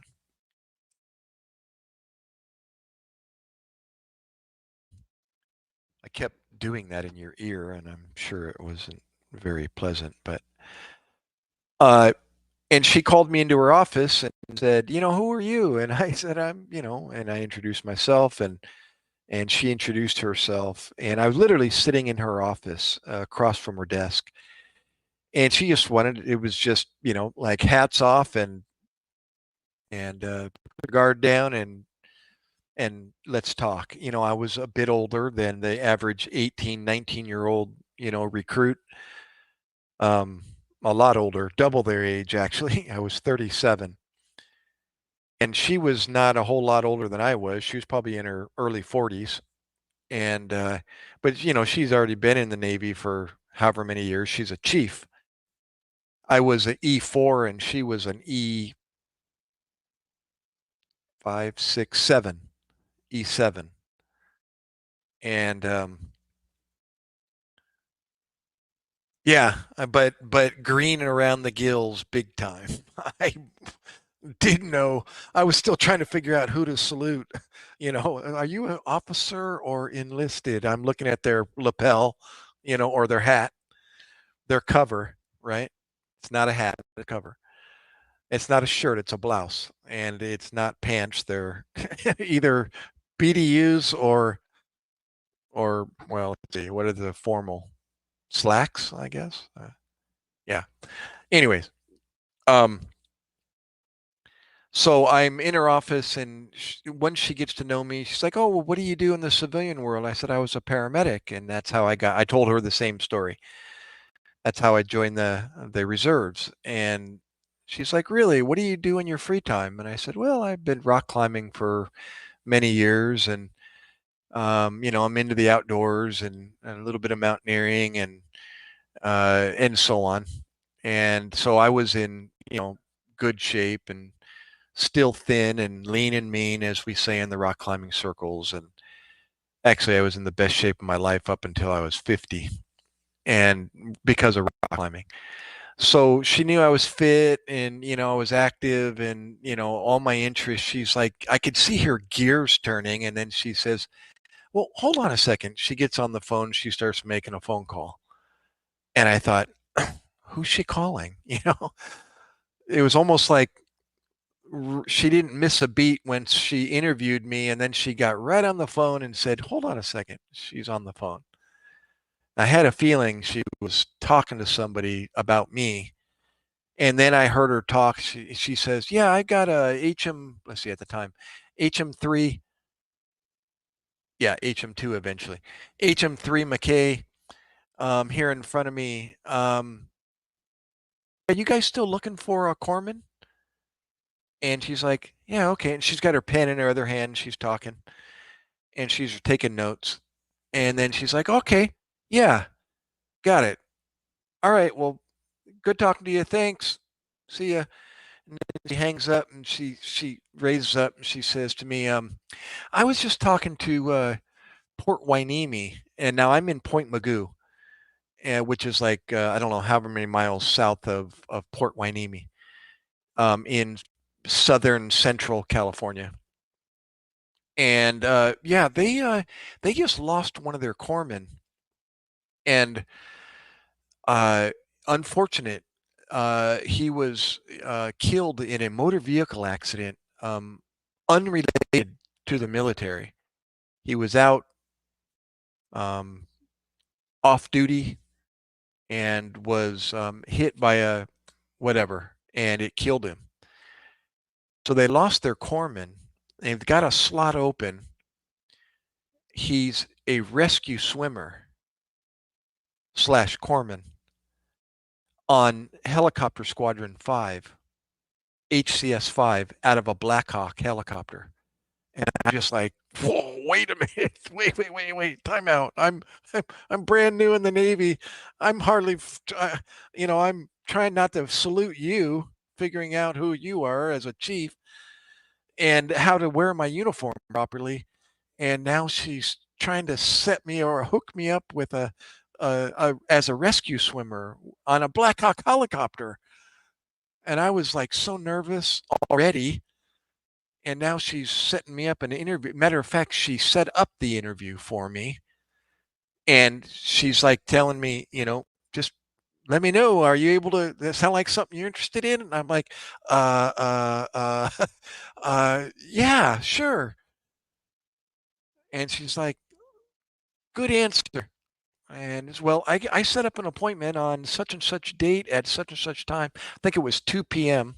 in the afternoon. And yeah, here's your point of contact. Here's his phone number. And I just went, whoa. So I went up, I drove, I had to go back home after my weekend duty in the reserves, and it's a 2 hour drive to get back home. So I had to arrange coming back and, 2 hours for this interview. And I interviewed with HCS 5, and they're like, bro, we're ready to send you to Pensacola, Florida for swim school. But you need, the first thing at hand is your medical. You got to get the medical chit signed off by your doc, by your, senior, actually he was get this, he was a proctologist, a butt doc, who was our in command of our medical assessments. And so he was doing my assessment. No, he didn't assess my sphincter, but but actually he might have. And but anyways, part of that medical exam was dental, and I had a cap that came off, and it needed to be either replaced or removed or capped or whatever. And I only had to reserve medical coverage, which is very little. It didn't include it included x-rays and exams, but that was it. Unless you're full time with the military, then you get full coverage. But as a reservist, it's pretty minimal. And if you're going to have any medical coverage, it would behoove you to get. I had medical coverage through my employer out in the civilian world. But to get that done was going to take longer than them feeling they needed me like right now. They actually needed me yesterday. So I needed to get it done like within 2 weeks, and I wasn't able to get it done. And unfortunately, they had to skip me and move on and get somebody else. And I was like, dang it. So, but what a cool gig that would have been. Yeah, I was ready to go. They had the next chit already filled out, the paperwork filled out to send Doc to Pensacola, Florida, and begin swim school training. That would have kicked my butt. But you know what? I was ready at the time. I was using actually swimming. My not to brag, but my dad was a lettered in high school in swimming. His stroke, his forte was the butterfly of all things. That was before they developed the dolphin kick. They were still using the scissor kick back in his years. Let's see, I'd be 20 years or 18 years after he was, but like 1956, I think, in that era. And yeah, they no, they couldn't. The reserve coverage for dental could not. I looked into it. I was like desperate. It's like, come on, there's got to be a way to get this done. And yeah, again, I was new to everything. And so Pensacola was, I knew of the place, but never, I never knew that's where their swim school was. Um, Dang, what oh, I was saying, um, swimming was a forte in my family. My dad was lettered in swimming. His forte was the butterfly. And so he taught all us kids and put us kids through um, swimming lessons and made sure we all, were swimmers. And then as we grew older, I actually pursued swimming kind of on my own at a YMCA and started going through just to go there to work out. Um, and then when I joined the Navy, I I was like I said, I was into rock climbing big time and was in real good shape. Super low body fat and lean and mean and the whole 9 yards. And so I started incorporating cycling and swimming into my regimen of rock climbing to stay in shape. Swimming, as you all probably know, if you don't know, it's got to be one of the hardest disciplines. Um, it's just a full body workout, and it's so hard to breathe in water, and to be able to breathe efficiently and swim long distances and be able to stay oxygenated, and do strokes while you're exerting yourself and breathing, holding your breath and breathing, holding your breath and breathing. It's hard to coordinate that, but when you get good at it, you can imagine you get really, really strong. And so, with that being said, I knew that I was comfortable in the water and that I was going to get my butt handed to me and then some through this training. So I was super nervous but excited at the same time, and then it never happened. I was like, "Dang it!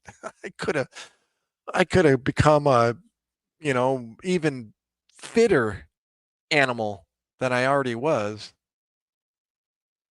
Oh, and now my camera died. What else can go wrong, guys? Anything else? Gosh, I know my voice is still active.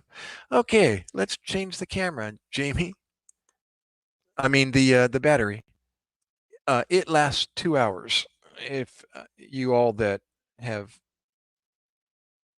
been in my live stream already know, this battery lasts 2 hours, and then I have to exchange it for the one in the charger, and then I don't have a hard line charger to this camera. It just doesn't have one. I've already looked at it, I've Googled it, and there just isn't one. So I have to rely on batteries. So I purchased two batteries so I could do exactly what I'm doing now. I last about an hour and 56 minutes. And there we go. The camera should be on again. Let's see. Turn on the start camera. And there it is. Oh, and I'm a little bit blurry here. Hold on. Let me focus on my pillow. Let's see here. Let's see. There it is. Let's see. I think that should do it there. Okay. Oh, did that get it? Did that focus? Yeah, kind of, sort of. I know, of all things to set me back, a dental cap. Put a quarter in the gumball machine. Oh, you got to go make donuts. All right, Moose. Great. Enjoyed. Thanks. Yeah, appreciate it. Wow. Yeah, hit the, as you know, if you don't already know, subscribe and then hit the bell icon.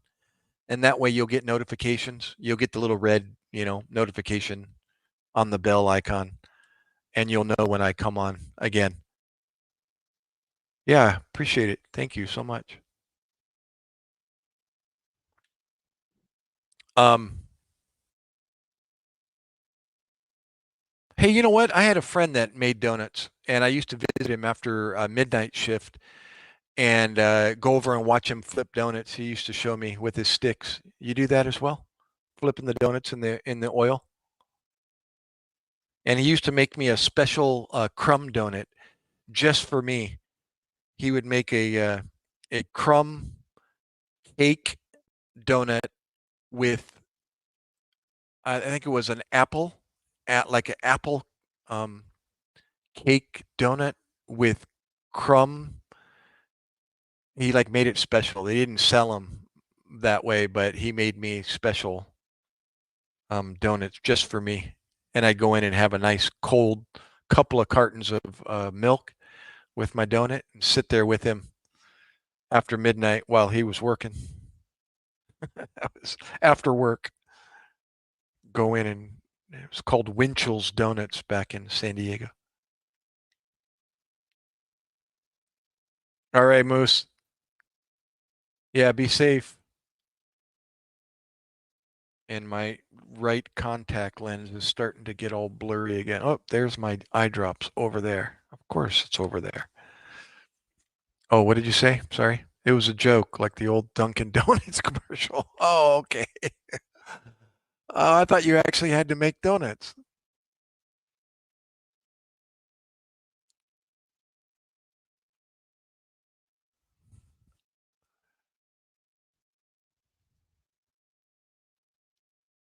And it did kind of throw me. Why am I looking down at my phone every time I want to talk? I'm thinking, wait, his family works in a pizza business and he's making donuts.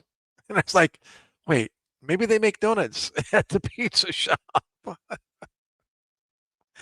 I went right over my head. Phew. Okay, okay.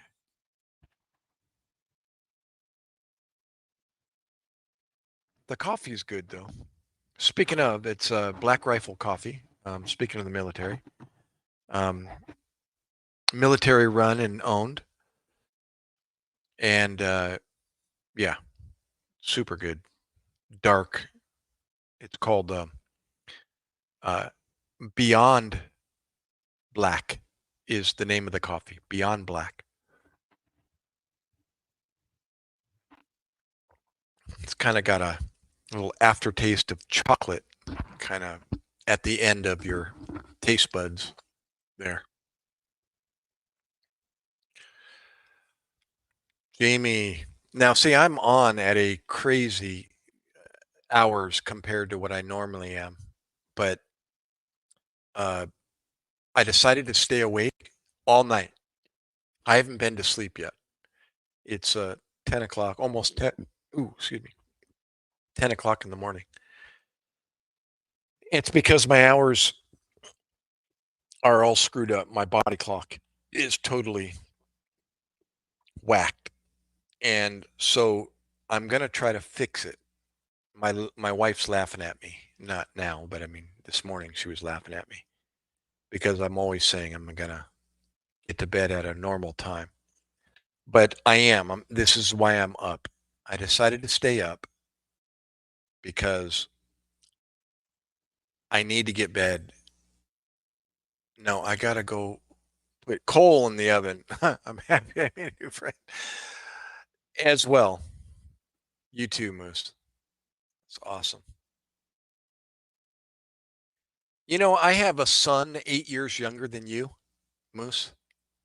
I do. He'll be 40 in November. Be dang, what a trip. Or maybe he's 9 years younger than you.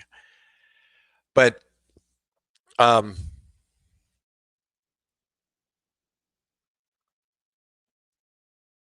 yeah, you see, I just did it again.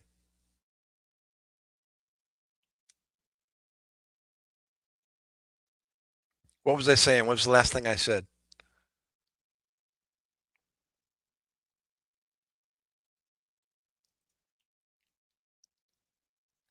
Oh, the coffee.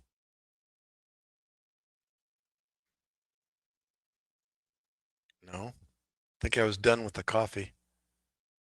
What did I say? What was the last thing I said?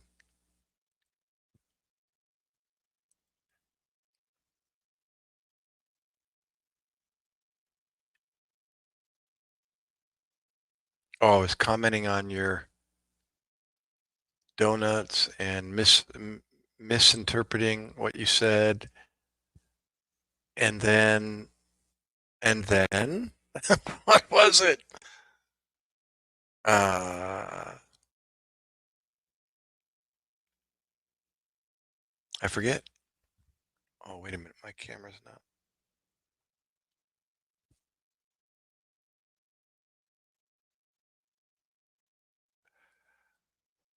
What does who do? Really, what does he do?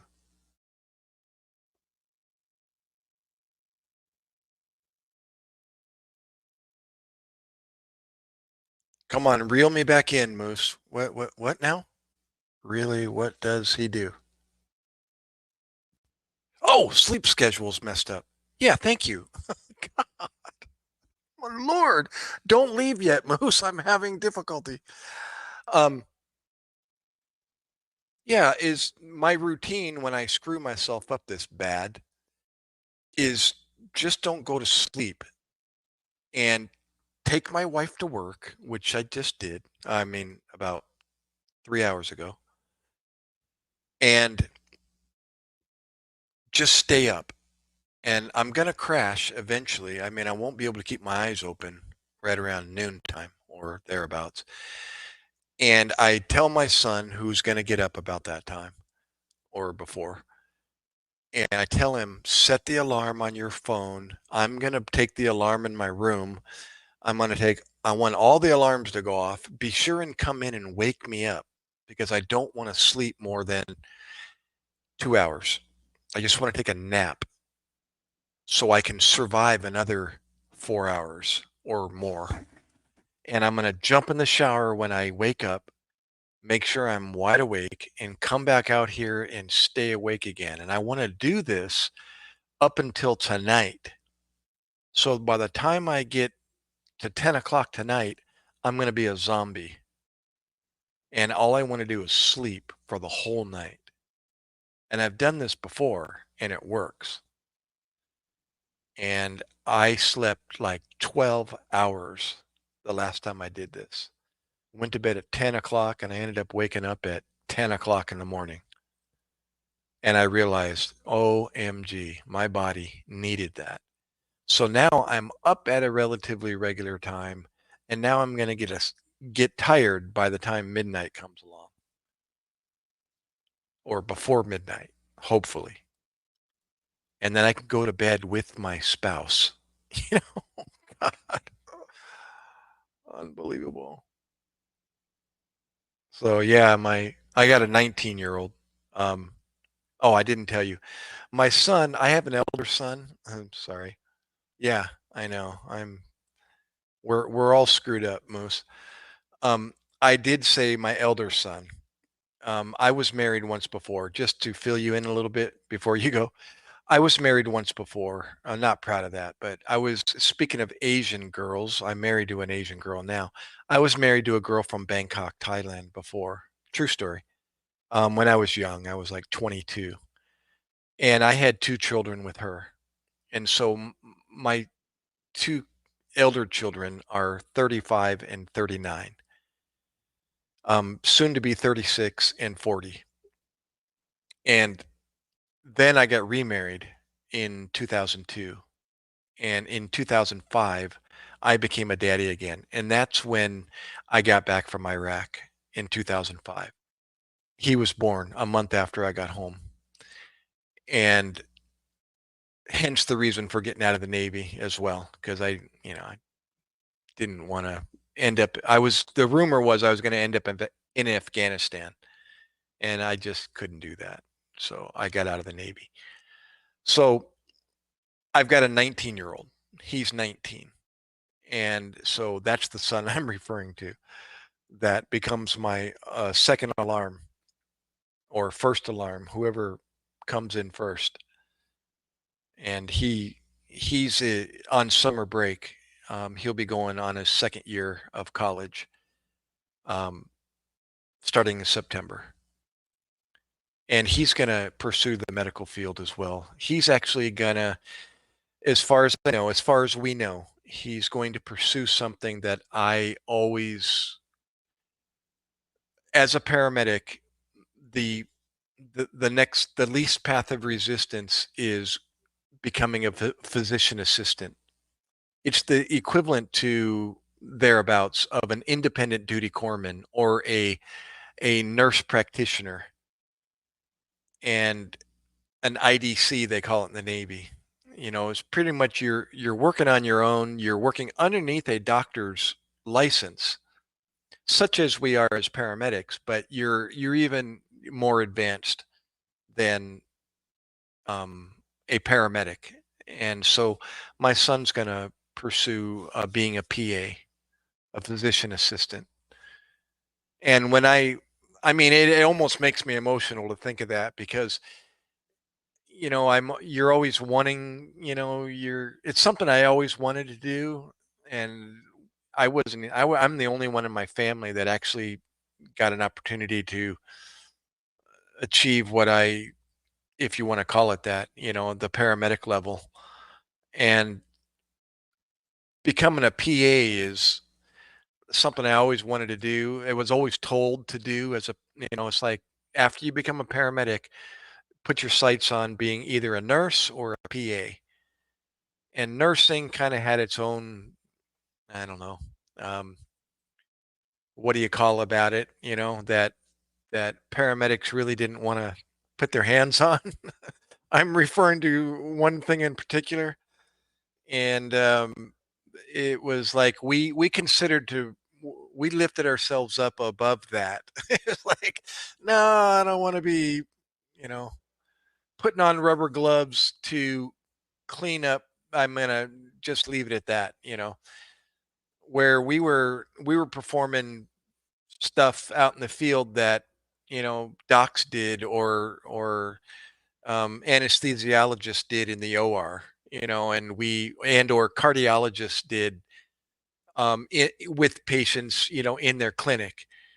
We kind of got little bits and pieces of advanced training, and that's what we did in the field. So to think of becoming a nurse was almost like taking a setback, but yet the pay was double what we are making. IE Saudi, welcome back. I remember you. I think IE Saudi, right? Um, yeah. Well, if you want to call it that, but more like what I was saying is the the procedures and I'm actually going through a process that we used to do. You know, we would do some pretty invasive, relatively, let's not say pretty invasive, relatively invasive stuff out in the field. Like, putting electricity through people and Not only starting IVs, in people's arms and hands, but, sticking people in the neck. That was, it sounds, ooh, to the layperson, but to me, I was like, ooh, we became vampires, real good vampires, out in the field. Um, Putting tubes inside of people's tracheas. That's your breathing tube inside of your mouth, that connects your mouth to your windpipe. I would do minor surgery, surgeries on the neck to insert if I couldn't access the airway through the mouth, I can access your airway through your neck. Now that is far and few between. It doesn't happen. Matter of fact, it rarely happens in a paramedic's career. Even a 30-year career, it wouldn't be surprising if a 30-year paramedic never performed the procedure, the cricothyrotomy, in the front of the neck. But we were trained to do that, and I actually had an opportunity to do it twice in the field, and just to know that, to actually do that, you're thinking of doing bedside care, to patients. Just it's like, nah, I don't want to do bedside care. You know, it's a rush to be able to perform at that level and get paid $24 an hour. When nurses are getting paid 50 to 60 an hour. And so the the next level of perfection is physician assistant or become a doctor. And some do. Some paramedics did, and a lot of paramedics became nurses. They went ahead and took that jump and you know made the big bucks and doing bedside care. I'm good, IE, or Saudi. I'm going to call you. That's a little easier. So now, I never did that. I never took that. I never pulled that trigger. And now I was encouraging my son, if anything, why don't you become a PA? And not only that, but I'm trying to, I won't go into detail. Well, maybe I will. Uh, I'm, I'm seeing, God, I'm trying to put this politically correct. I'm encouraging him to be the sole income earner in the home. And there's a reason behind that. And I will just leave it at that. Um, if he meets a spouse that also works, then so be it. But I'm encouraging him to find a profession where he can support his family, where it may not be necessary that the wife needs to work. And if he can do that, that would be like, wow, you just don't see that very often anymore. But if he can do that, then why not have why not let the wife stay at home? It's a full-time job to be here at home. It really is. If she wants to go out and get a degree, and of course, whatever she wants to do. But it is a full-time job to stay here at the house. And if she wants to have kids, and that even makes it a more full-time job. And so anyways, I'm now sounding like I'm like putting myself in the position of the guy that made the speech at his commencement ceremony, in college, the pro football player. And they took his speech out of context and turned him into oh my gosh, whatever. I listened to his speech, and what a the medias are fools, man. They really are. I feel like shooting their tires out for doing what they did to that young man. Yeah, it was an incredible speech. Although, yeah,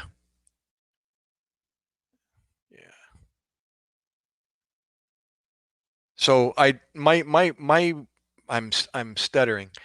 My son is coming from that spoon that fed him, and he understands. He understands more so than I ever had growing up his age. I didn't learn that worldview until I was literally 2007. That was 15, 16 years ago. So I was, what, 46 years old. What the heck? Yeah, fake news. Exactly. That's the best way. And look who coined that term, right? Couldn't have said it better. It's true though. And so actually we were kind of on the fence. My son was kind of still on the fence as far as what he was going to apply his major towards. It was definitely going to be something medical, but he was kind of shying away from the PA suggestion of mine, and I was kind of like, oh dude, you can, you know, I decided to just kind of leave it at that and just let time, determine it. And then just recently my wife said, no, he's going to pursue PA. And I looked at her like, when did he, when did he say that? And I think she talked to him. She has a much uh, a mother's way of talking compared to a dad's way. And I think something she said encouraged him to go that route. Actually, I had the conversation with him about finding a profession, if you can, to be able to support your family, like the sole provider. If you can do that, pursue it. And then shortly thereafter, my wife turned to me and said, no, he's going to pursue PA. And I'm like, because I'm not so much proud. It's just praise God, really, really, because he's got a mindset. Uh, he's got a mindset that I really, truly don't comprehend. Wow, we said this about somebody else earlier, but it's true. He was raised in a family, mom and dad both, that were exposed, thank God, to the Word of God. I wasn't raised that way. My mom and dad didn't know. My brother and sister still don't know. Um,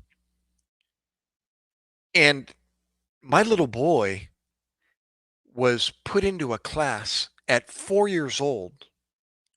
The class was the same program that I got introduced to then when he was four. It was called Reformers Unanimous. It's a Christ-centered program for sinners. Do you know any? I mean, literally, that's what the program's for. It was originally developed for quote unquote addictions, but an addiction can be to anything, right? It could be, anything that takes your focus away from the truth, from the word of God, is considered to be an idol, you know? It's anything, the love of anything else other than the truth can become an addiction. And so that's what the program addresses. It addresses strongholds, is what we call it in the program.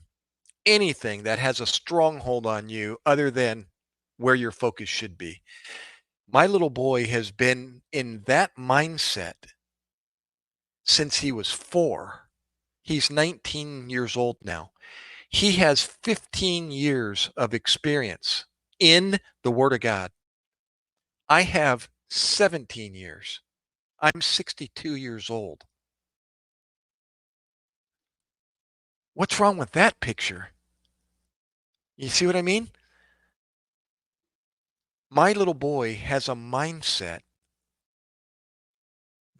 I have 2 years up on him in studying the Word of God, but I have 45 years of the world. He doesn't have that. And he probably never will have 45 years of what I had. Praise God that he doesn't know what I was brought up in at his age. It's like I tell people, you don't want to know what fed me and the road that I went down and the stuff and the pressures that I went through. Probably you and me both. I don't know about you, Moose, whether you were raised in a Christian environment or not, but I wasn't. And so this isn't like an excuse, but I had 45 years of world evolutionary worldview. I knew nothing but it was normal to me. Like my brother said, isn't that life, Gary? My elder brother. And I like plead with him. It's like, bro, I know something now. I want to share it with you. It's not life. It's not the only life out there. And he doesn't want to hear it. He chased me out of his house the last time I visited him in 2017 to bury my dad in San Diego. He chased me out of a restaurant. I'm sorry. I left the restaurant because he started to embarrass me. And then he texted me and said, and you can pack your bags and leave the house as well. I was staying with him because I wanted to share with him the good news. So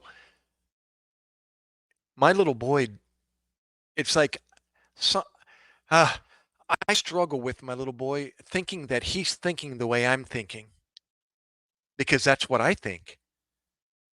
And he looks at me like, really, Dad? And I'm like, what do you mean? And he goes, why would you think that?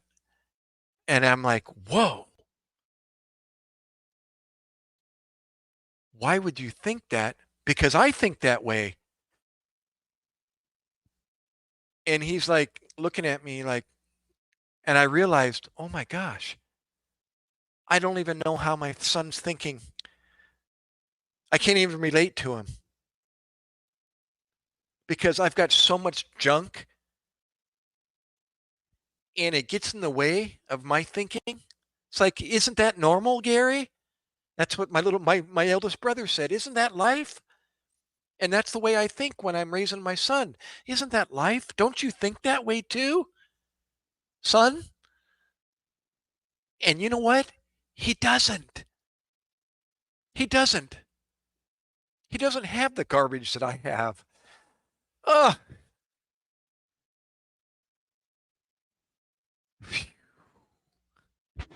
God.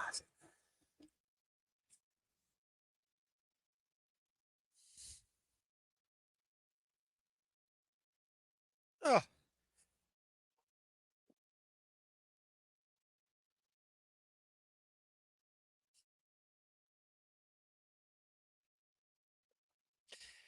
Oh,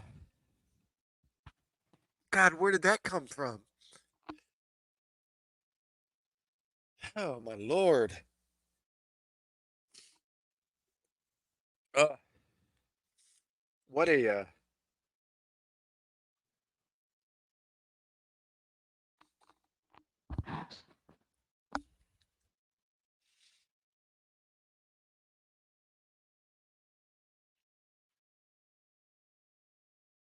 So it's almost bizarre that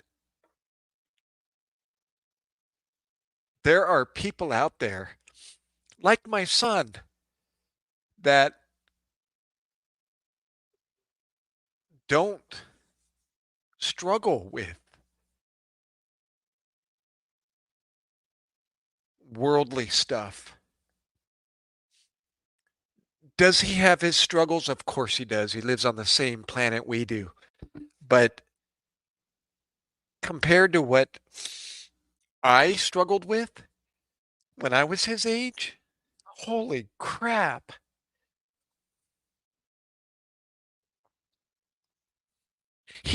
Thank God he doesn't know what I went through.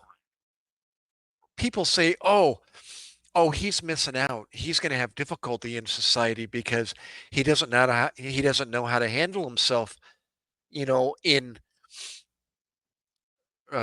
normal situations. And it's like, no, no, no, no, no. You guys are getting it all backwards.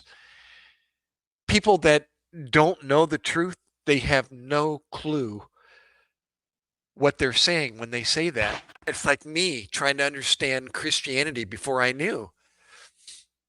I had no clue. And I would say the same thing about I asked fellow Christians today, people at my church that had no exposure growing up since they were children to the secular world. I shouldn't say no exposure. They weren't brought up in it. And I asked them, I literally asked them, so what was it like to be brought up as, in the Christian worldview, in the creation worldview? And they said they looked at it. It was husband and wife. Matter of fact, it was teacher. One of the teachers of my son, uh, Leeds, Mr. and Mrs. Leeds. What was it like growing up as Christians? And they looked at each other like it's normal, almost like, what do you mean? And I thought, oh yeah, they don't know any different. So what they were raised in was normal to them. It was normal. That was their answer. Normal. Why? They looked at me and I'm like, oh yeah, it is normal for them. It's not normal to me, but to them, it's normal. And so now I understand a little bit better about way my son thinks. Like he said, why would you say that, Dad? Why would you think otherwise about me? And I realized, I don't know. I don't know, son. I really don't know. I really don't know what your mind is going through right now because I've got all this crap interfering with it. And it's like, man, that does. It put eventually once the tears were cleared, I realized, man, he's got something. He's got something so precious that his dad never had. And now he's 19 years old. And now that's the foundation that he's growing up on. Whew. Wow. I know. It's hard to say when you don't know. How do I know? How do I know how his mind developed? Mine didn't. Mine didn't develop that way. I know what he knows. I got 2 years. I mean, think about it. We're basically on the same level. He was educated. He started school at 4 and he went through high school. He graduated from the academy that, is held at my church, 12th grade. He graduated last year or yeah. And now I realize, oh my gosh, well now I've realized now over a number of years, the last 17 years, that there is another life out there. There are people that don't know what I know, what I was raised in. There are people that aren't, there are schools where girl boy relationships are not tolerated. starting in junior high school at 12 years old. I was introduced to that in sixth grade. Girls. I had my first girlfriend in sixth grade. I was 11 years old. What in the world was I doing at 11 years old?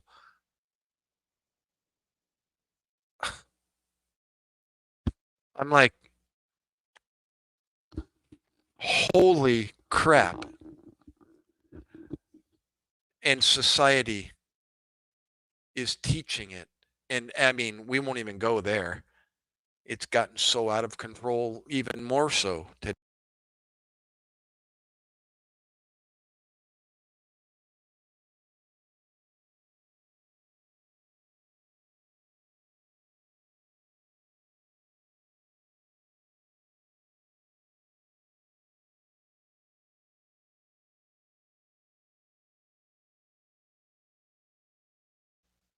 Oop, sorry about that. Microphone was, let me see. Hold on. Test, test, test, test. Yeah, okay, I got mic. Okay.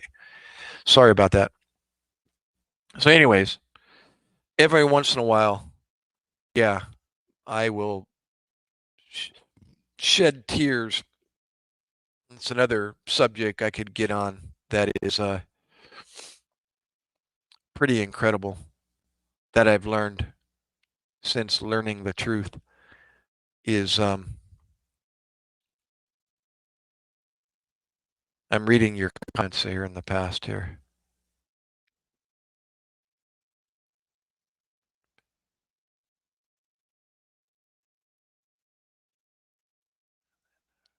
Yeah, yeah, awesome.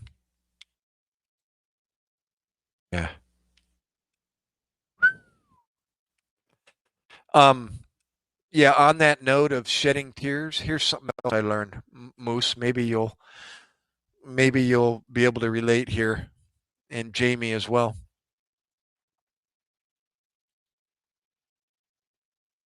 Yeah, people got married young. Yeah, speaking of my mom, my dad, yeah. Big fan because the kids were the parents' retirement funds. Yeah. Well, on that note of retirement funds, I'm still trying to convince my daughter to buy me a car. She and her husband are living at large down in Florida, and uh, yeah, they just are very fortunate to blessed to be independent business owners, both of them, and separate businesses. And so they're making the big bucks. And I recently called my daughter and said, "Hey, Alicia, Dad needs a new SUV. I gotta tow this trailer with my boat on it, and this car is getting pretty old. It's pretty much on its last leg, and even though it's paid for, why don't you why don't you buy me a used Jeep or a Bronco or something SUV with a trailer hitch on it, and just don't don't spend too much money. Just find a used one, some good deal." And she said, "I don't have that kind of money laying around, Dad." I'm thinking, yes, you do. Anyway, so that's my subliminal message here to my daughter lately. Hey, why don't you buy Dad a car? Um, yeah. Oh, speaking of shedding tears here, here's my outlook on shedding tears now. Shortest verse in the Bible. You know it. Jesus wept. So why, pray tell, are men taught, raised not to cry? Jesus wept.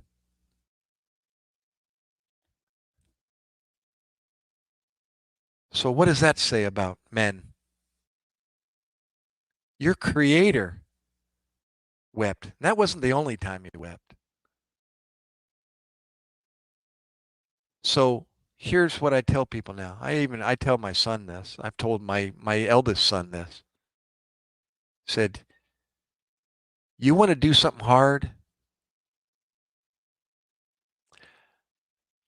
My daughter is a uh, cosmetologist. She's making incredibly good money right now, waxing and doing eyebrow tattooing. Big money, 500 plus per job, per client, each sitting. I was just blown away when she brought me to her salon and started telling me and showing me. I was like, "What?" She's like, "Oh yeah," and the clients down there, they're full of money. They're more than willing to pay to drop a grand, make an appointment and drop a grand. Holy crap! When I when I heard that, I was like, "Oh my gosh!" And her husband is like a property um, uh, doing like what do you call them? Well, you know, you buy a house and gut it and refinish it. Flipping, not flipping houses. Yeah, kind of, sort of, but more doing jobs for homes, whether it's plumbing, contracting, building, uh, whatever, getting contracts, and he's managing these. He's not doing the work. He manages a company. It's like a owner. Three guys, I think, own the company, and he's got a bunch of workers working for him that do the work. Yeah, they're down in Clearwater, between Clearwater and Orlando. She's in Port Richey, and him and her and her husband and my grandkids, my grandson and my granddaughter. Yeah. So, anyways, yeah, big. They're. I mean, I go down there every now and then. I wish I could go to. I wish they lived next door so I could see my grandkids more often. But I just went down there pretty recently and towed the trailer, and I got just a sit on top kayak, no biggie. Um, and was doing some fishing down there and visiting at the same time, and they wine and dine me every time I'm there, and of course I just suck it up and cruise around with them and let them spend money on me. So, oh, you have a house in Boca Raton, expensive there. A haircut at the salon for men is $95 exactly.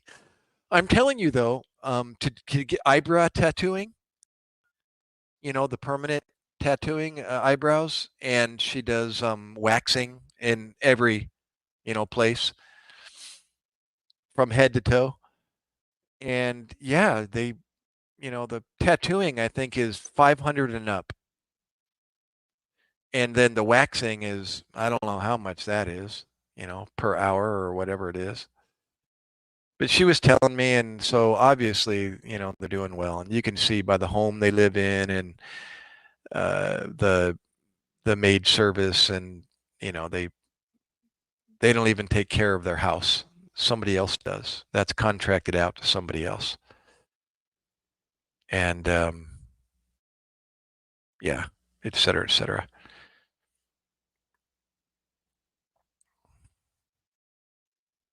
So, I was saying, about shedding tears. Let me go down that road real quick. And you guys can relate to this because you're guys is, what one of the hardest things for a guy. I'm not speaking for everybody, but I'm gonna just in general, is to shed tears, especially in front of people. Women have a much easier time doing that, and it's in their genetic makeup. Um, but guys tend to struggle with that. And so, but yet we're kind of held to be the strong side of the relationship, doing things that are harder, heavier, because we're men, we're built, we're males. That's the way we're built. And so, when it comes to doing the heavy lifting, so on and so forth, it's usually the men that's out front, of the band, the wagon, doing the provisioning and so on. So, on that note, men, you want to do something hard? You want to do something heavy?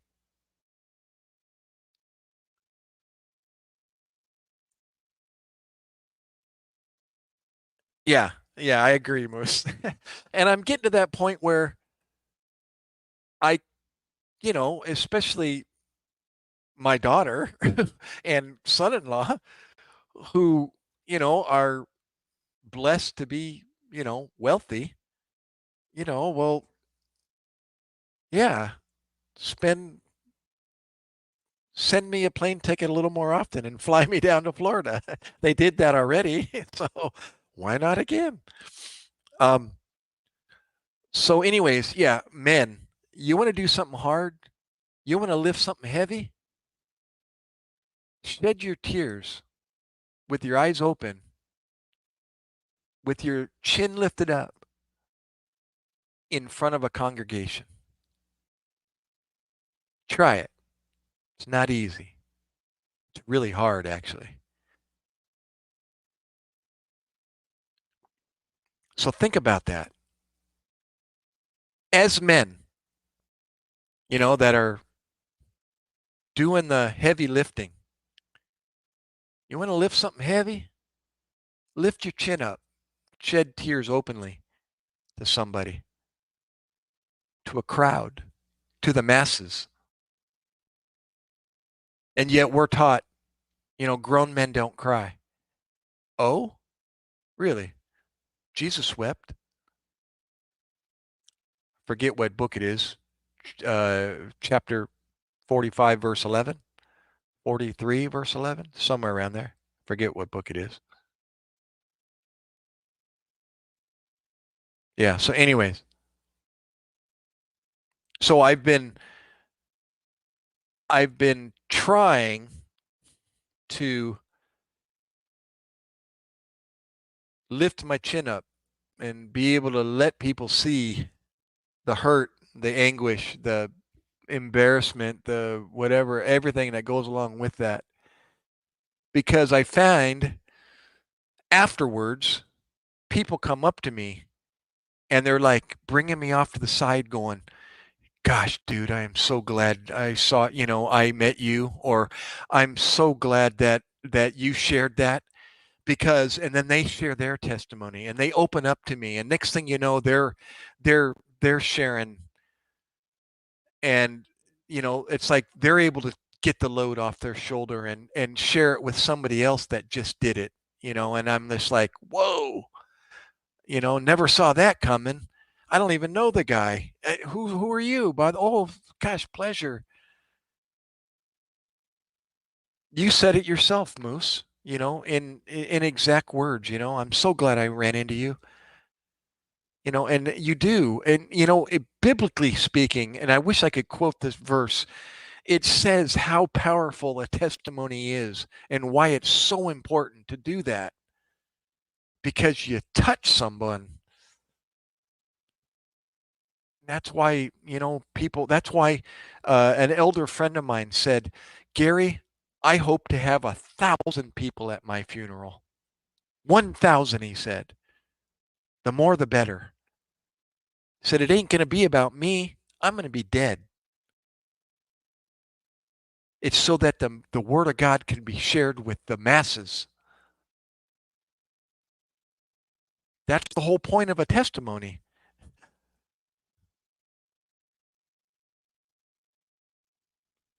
Yeah, that's it.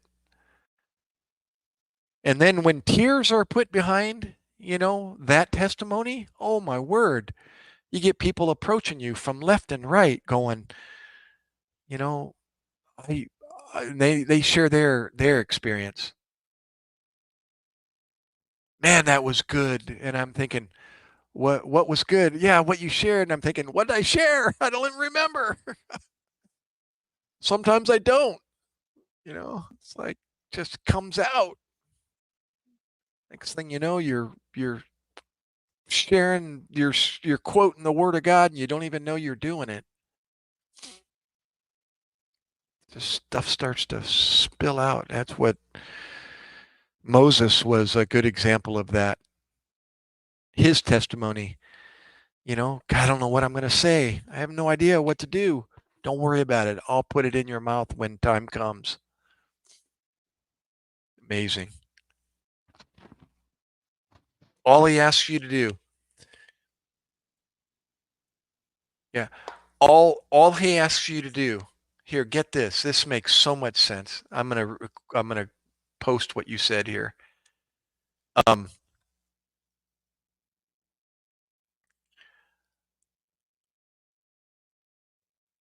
oh my gosh, what tears. Speaking of tears. Oh my Lord. Oh my Lord. You know what? Oh, gosh, you're opening up a door. It's perfect. This is perfect.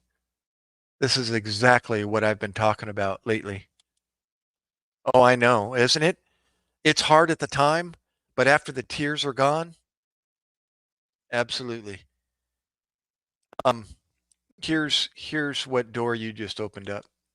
It's perfect. Gosh, so perfect. So good.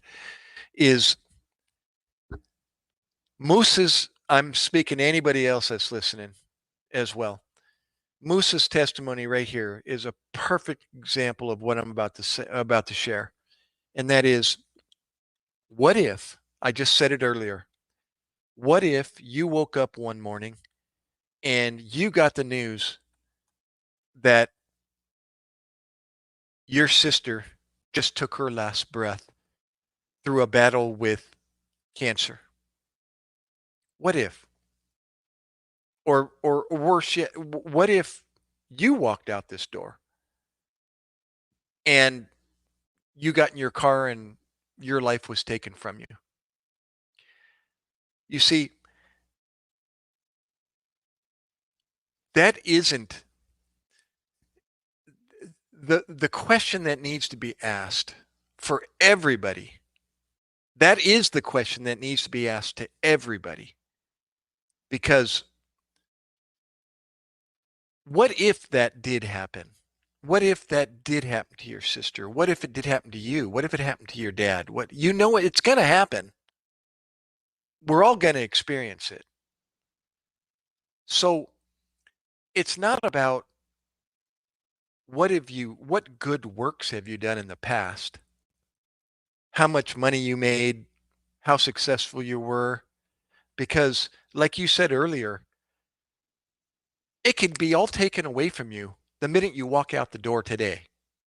So what good was that work that you did?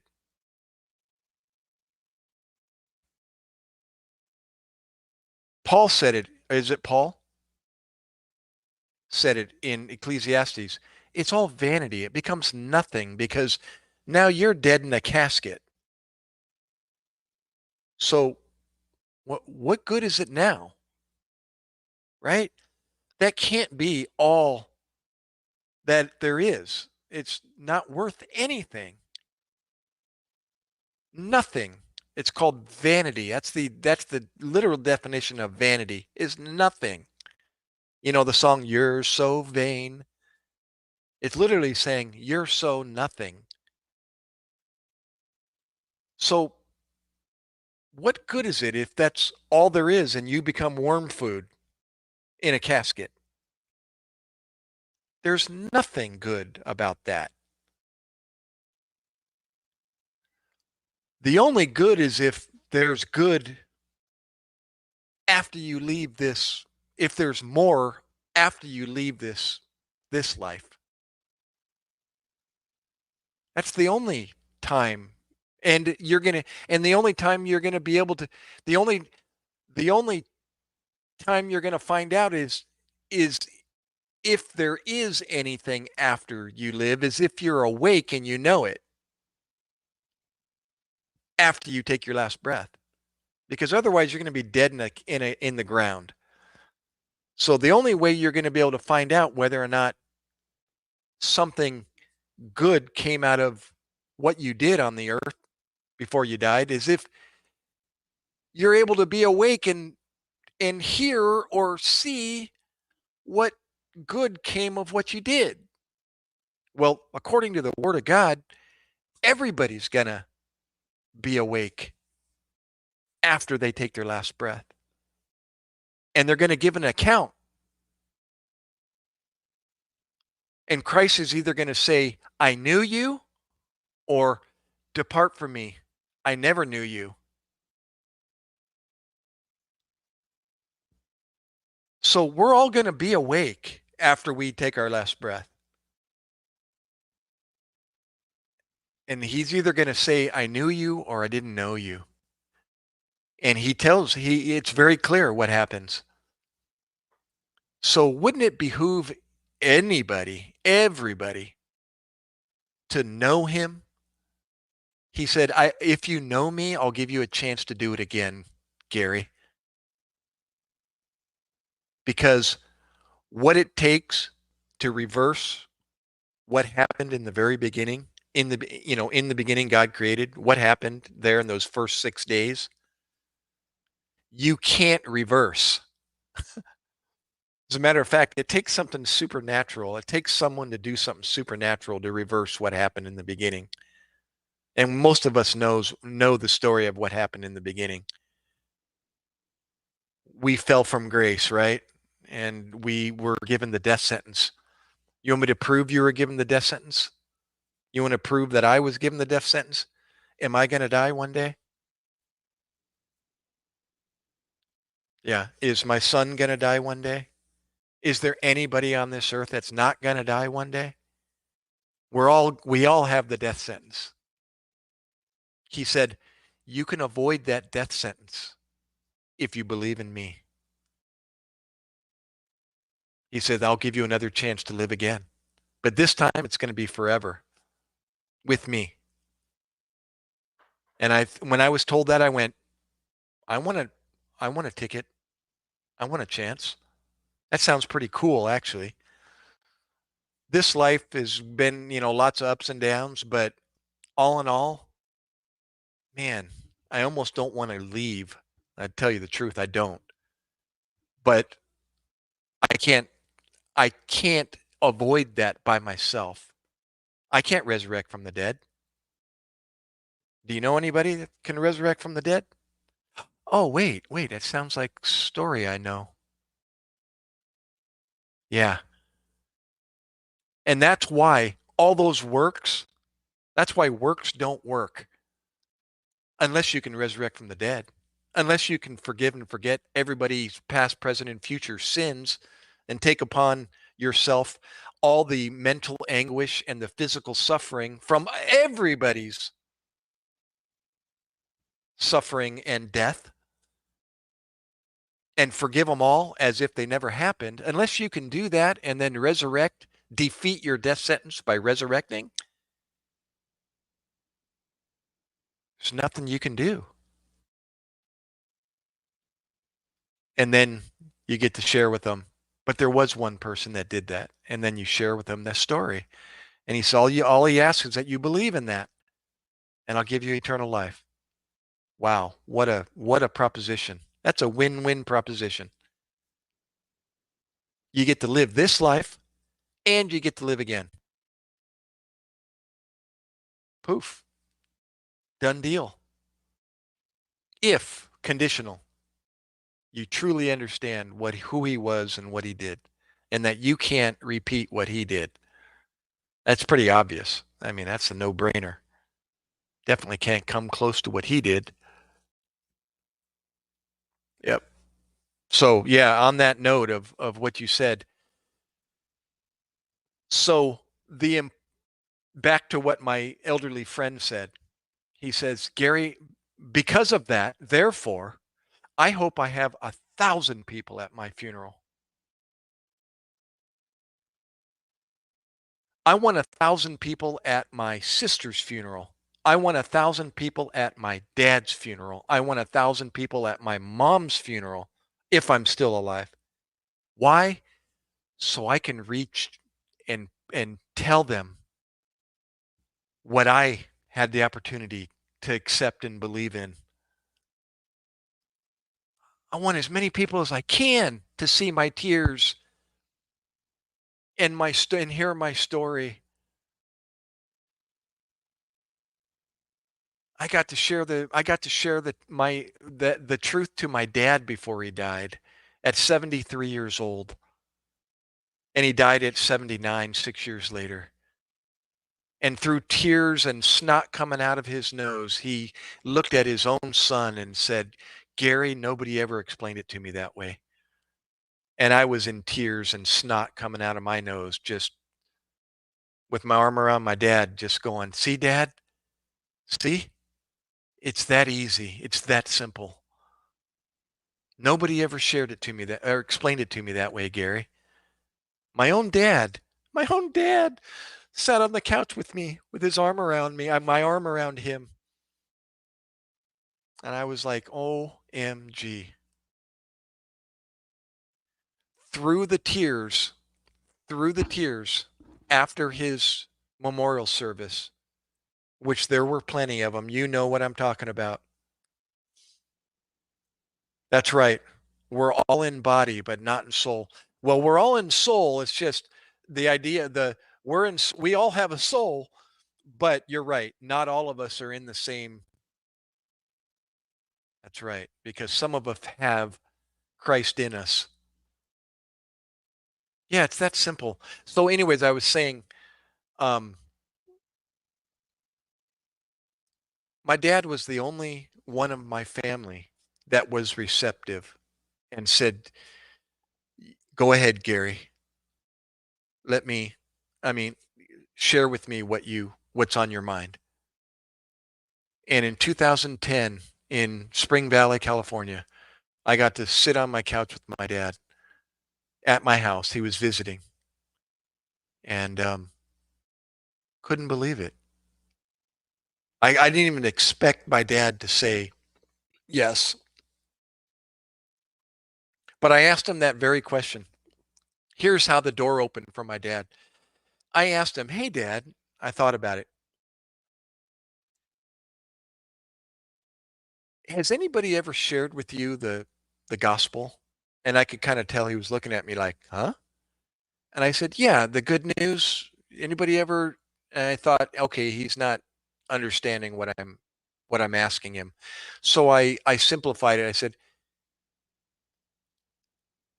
"Did anybody ever share with you the word of God and you got saved?" And he said, "Yeah, actually, there was a time." And I went, "Really? I've never heard this from my dad before.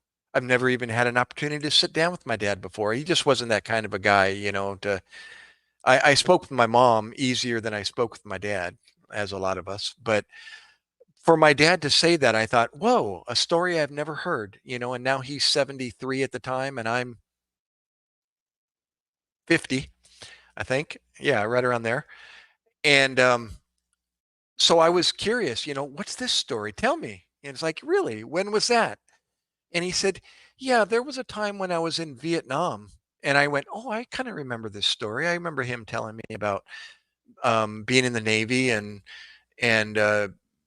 being deployed to Vietnam in some capacity or whatever." And so I'd never heard this story. So I was like, "Yeah, go ahead." And he said, "Yeah, I was in Vietnam when I was traveling from point A to point B in a Jeep. And there was like five of us in the back of this Jeep, including the driver and a passenger. And as we were driving, the vehicle, we're not sure if it hit a mine or if a grenade landed or a rocket or whatever, but the Jeep was blown off the road and everybody was ejected out of the back of the Jeep into the brush, into the bushes. And I don't know if anybody was killed, but he survived and was saved from death." And I went, "Ah, okay. He's interpreting what I'm asking in that context. And I realized he doesn't know what I'm referring to. Bingo. And I said, Dad, do you mind if I share something with you? And I grabbed my Bible out of the Word of God. And he's like, sure. And I asked my little boy to go back in his room and stay there. I didn't expect him to do that. But for the first time, my 4-year-old at the time went, or 6-year-old, went back to the room and he stayed in his room. I think it was 4. Yeah, it was 4 or 5. And he stayed in his room the whole time I was talking to Grandpa. And for the 20 minutes, I actually shared the gospel with my dad. And for the first time in his life, he heard how the meaning behind why Christ went to the cross and how works don't work and so on and so forth. And tears dropped his face into his hands, crying like a child. And he, after clearing his tears, he said, nobody ever explained it to me that way before, Gary. Unbelievable. And he realized that was something he wanted to do. He wanted to take care of before he took his last breath. So he did. And I was like, unbelievable. Yeah, the only person in my family that has allowed me to do that. My mom, she didn't want it. She thinks I belong to a cult. My brother, he chased me out of his house the last time I was with him. Um, Sisters, they don't want to hear it. Yeah, so. But yeah, what a concept. Um, yeah, sorry I'm really keeping you from going on your way there, Moose. I'd be a little happier and a good. Here, on that note, um, just um, oh, you were actually there when, yeah, actually, my dad died when I was here in New Jersey and he was in San Diego, and I got the word from my brother he was a wreck, so I ended up flying out there to be with him and go through the process. But um, yeah, it says you were saying try to do as much good. Let me just read that for you as you can, because when you get to God and He opens that book, try to be a little heavier on a good side than the bad. These things killing bad things. Young kids are killing each other. Well, on that note, Moose, and I just want to clarify for everybody, and even yourself, if you're, if you haven't heard this before, but um, I just explained that what is required to to reverse what happened in the beginning. What happened in the beginning? We know the story. You know, two two humans were created, man and woman, right? And remember, God said everything was good and very good in the beginning. Remember reading that? It's in Genesis. You can read through all Genesis. He either says it's good and or very good, including his creations. Okay? So there was no bad per se. There wasn't any bad at that time until that's right. Yeah.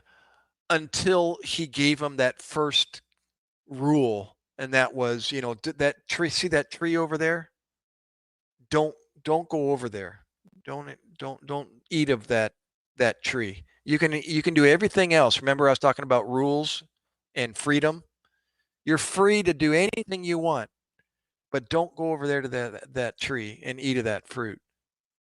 And we know what they did. They went over there anyways, of their own doings, and committed the first sin. And then at that point is when God condemned them and gave them the death sentence. That's why, for the wages of sin is death. You reverse that. Death is the result of sin. The wages, that's what you get. That's what you get paid from your employer, your wage. That's what you deserve. So What they deserved was death. Because of what? Sin. We're dying because of what? Sin. Get it? Before sin, there was no death. Okay? So, in order to reverse what they committed, you just do their equation in reverse. You'd have to get rid of the sin. You'd have to forgive and forget the sin as if it never happened. And then you would have to overcome the outcome of sin, which is death. And how do you do that? You'd have to resurrect. You'd have to come alive again after you die. That's how you defeat the physical part of that that wrongdoing. What died first was their soul. That's the forgive and forgetting of their sin that would have to happen for their soul to get back to where it was before sin. Okay? So unless you can forgive and forget your sin, somebody's sin, and defeat the outcome or the wage of sin, which is death, unless you can do those two things, there's nothing you can do. There's no good works that you can try to do as much good work as you can, because when you get to God and he opens the book, try to be a little heavier on the good side than the bad. You see, that doesn't work unless you can forgive and forget sins and you can resurrect from the dead. You see, that's why religions don't work. Religions are man trying to do the work, trying to do what God did. And what did God do? For God so loved the world that he did what? He gave his only begotten Son. That whosoever, here's the condition, that whosoever believeth in him should not perish but have everlasting life. That's what needs to be done. You need to believe, because the work that's required you can't do. I can't do. My sister can't do. My brother can't do. My son can't do. God knew that. That's why he had to give his only begotten Son. He had to come down as a person. You get it? And he had to do the work that was required. Why? Because we can't. Make sense? It makes total sense. And when you realize that, oh, there's nothing I can do physically to reverse who I am, what I was born into. I'm a sinner. You want me to prove you're a sinner? Are you going to die? Everyone's a sinner. Scripture says that. There's none righteous, no, not one. None means none, and that's all none means. None. It's there's nobody righteous. Everybody, if they can, if they're old enough, needs to have the truth explained to them. And they need to realize it and say, I get it. I want to believe in Jesus Christ. Boom. I understand now. There's nothing I can do. I can't do what God did. It's impossible. Does that make sense? You see? And once you understand that, you realize, OMG, I need to share that. I need to share. I need to share it. I've got some information. Hello, people, brother, brother Lanny. That's my brother. I got something I got to share with you. I just found out, or I know something now. Check it out, bro. Let me explain this to you. Gary, you need to stop. You're starting to scare me. You sound like you're in a cult. As a matter of fact, when you get back to my house, pack your bags and leave.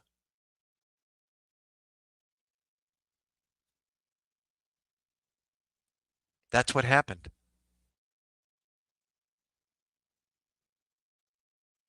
Isn't that scary?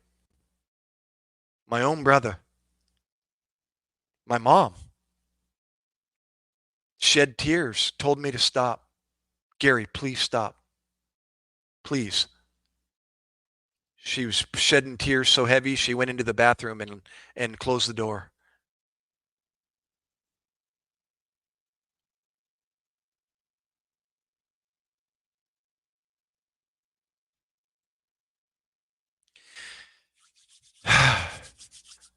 Yeah.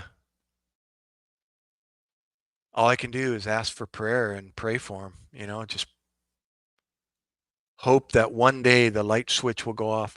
Whether it's through me or somebody else or some other situation, maybe to their deathbed, maybe to the very day they're about to take their last breath, they'll cry out, you know, I understand now. I understand. God, please forgive me. I didn't know, but now I do. I understand. I can't do anything to reverse who I am as a sinner. I understand. I understand now. I can't resurrect from the dead. I can't forgive and forget my sins. There's only one person that can.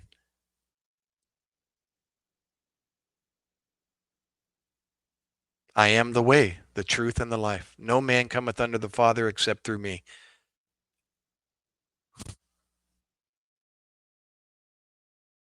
Two words, two most powerful words. I in the Bible. I am. Incredible. When I got that, that was even more profound. Just two words answers everything about everything. I am. What is the answer? Jesus speaking. I am. What is the way? I am, Gary. What is the truth? I am. What is life? I am.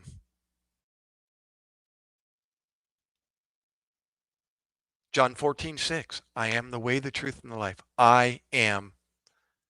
I am. Remember, there's only one person that can answer. Is there any possibility you could be wrong about anything you know? God says no. There's no possibility I could be wrong about everything I know. That's the only correct answer. The fear of the Lord is the beginning of knowledge. Period.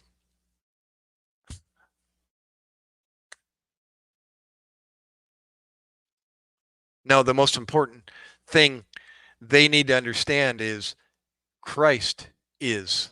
Does that make sense? Christ is. When I was saying that, I was answering in Christ's words. He said that. John 14:6. I actually throughout the Bible, he confounded the Pharisees by answering questions. He said, "I am." And they were like, "What?" Actually, they were getting upset at him, pissed off at him even more. Yeah, it was does that make sense, Moose? There's only one answer, there's only one truth. Jesus Christ lays claim to that. 100%. I am the way, the truth, and the life. I am, he said.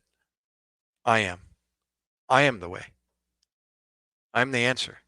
I'm not talking to me. I'm talking about Christ saying that. It's not about you. Once you understand and accept him and believe in him, it's not about you anymore. You're good to go. You're taken care of. You're taken care of now, and you're taken care of after you take your last breath. And he asks you, he only, hey, S's.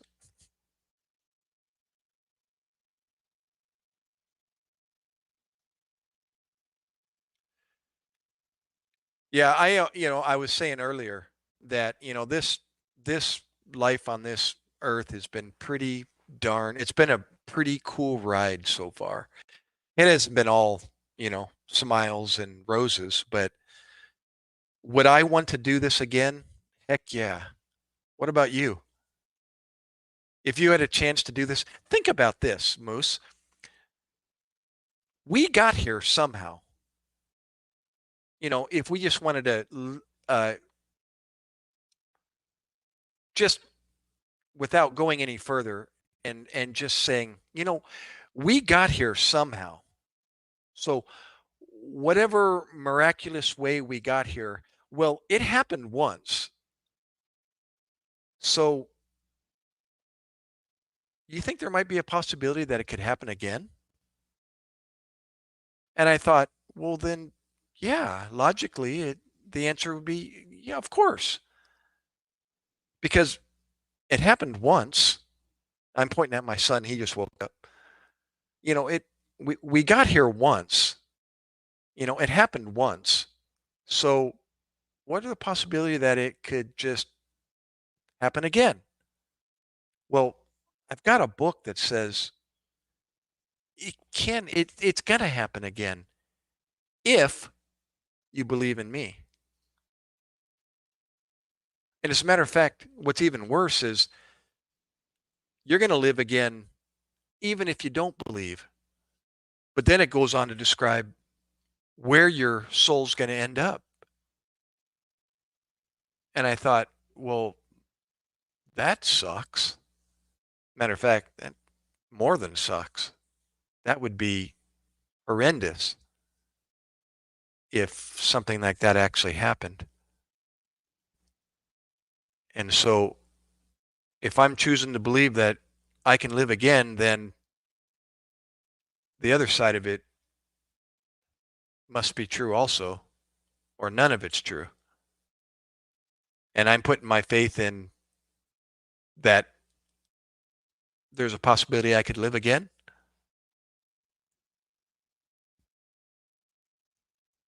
So why not believe? What's there to lose? Everything. What's there to gain? Everything. So yeah. Do I like trains? Now, who are you, yellow on purple? Your name's not Dave? Yeah, I hope I clarified maybe some questions you might have weren't really clear with as far as works. Doesn't that make sense, Moose, though?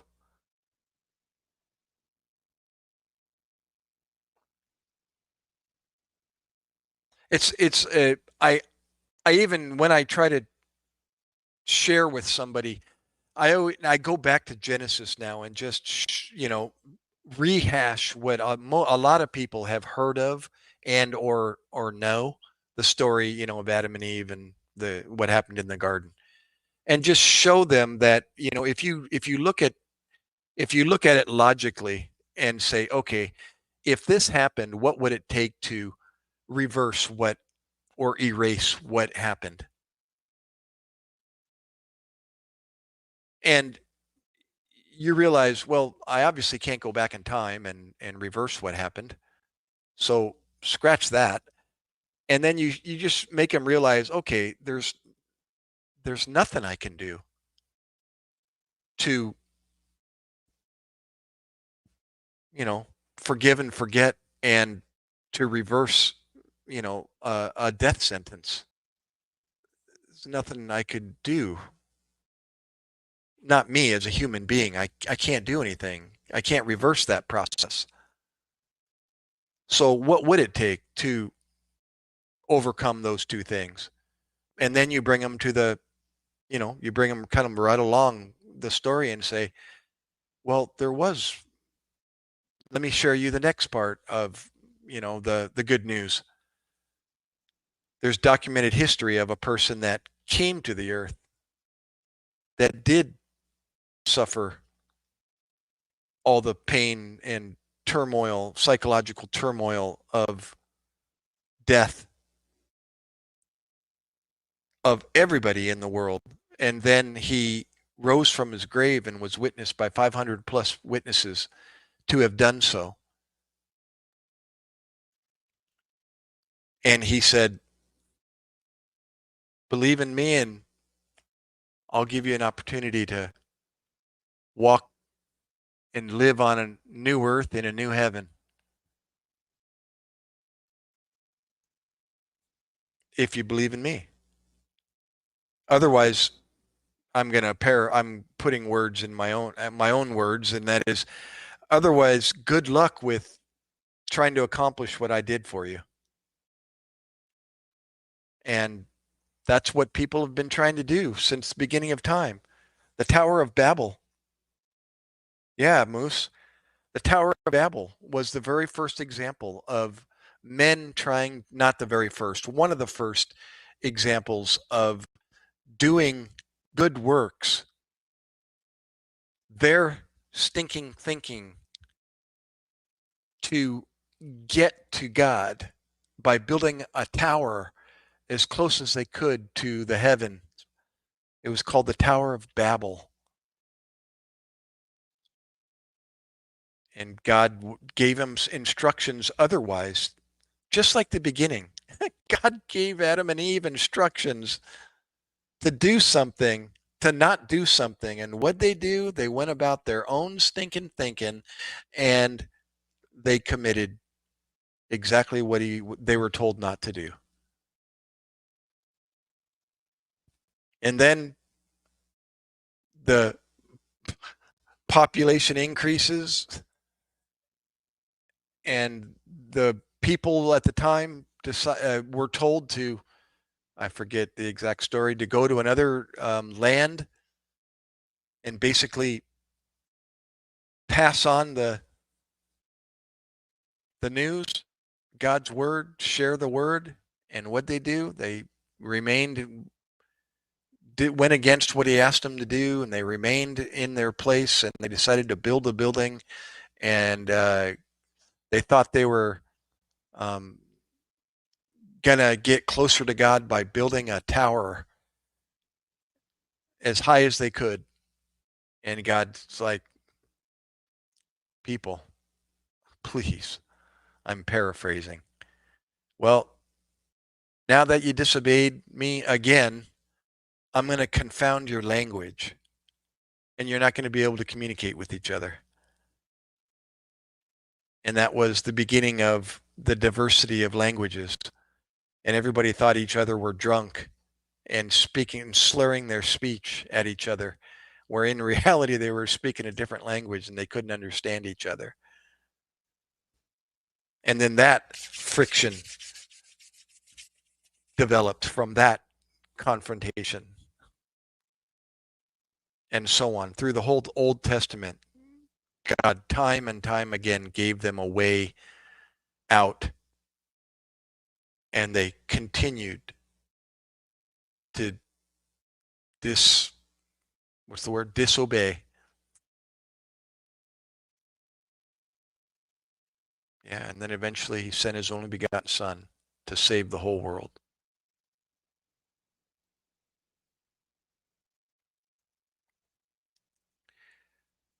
Yep, yep, yep, yep. Okay, ladies, gentlemen, Aiden, you're back.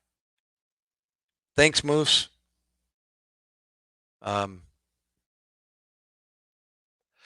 it was a good ending. I'm glad that you opened the door. Many of you, a lot of things were said that kind of led everything down this path there at the end. Hey, Aiden, how's the music? How's the songwriting? I'm good. Um, Pooped, pretty burnt.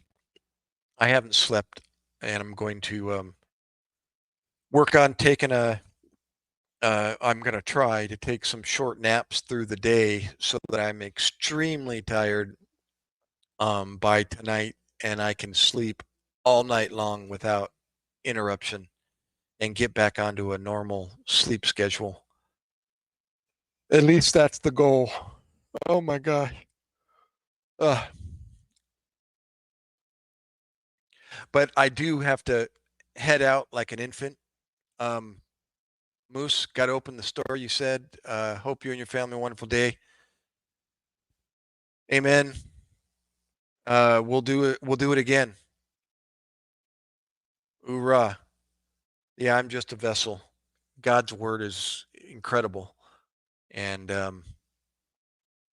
yeah, I don't like to paraphrase and share what I think too much, but I don't have a lot of scripture I don't remember. And I, yeah, I do my best. So, oh, good. Is that the next one you wrote, you said, Aiden?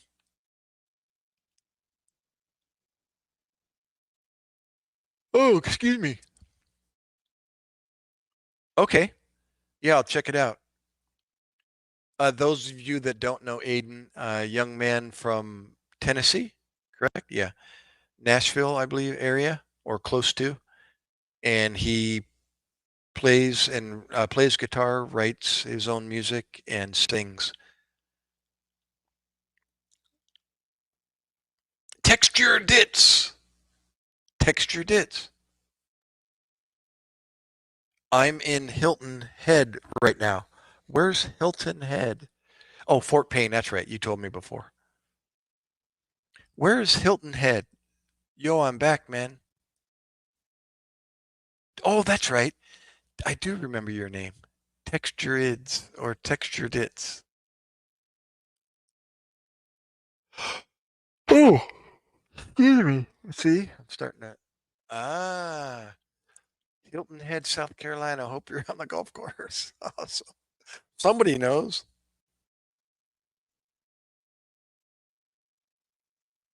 Awesome.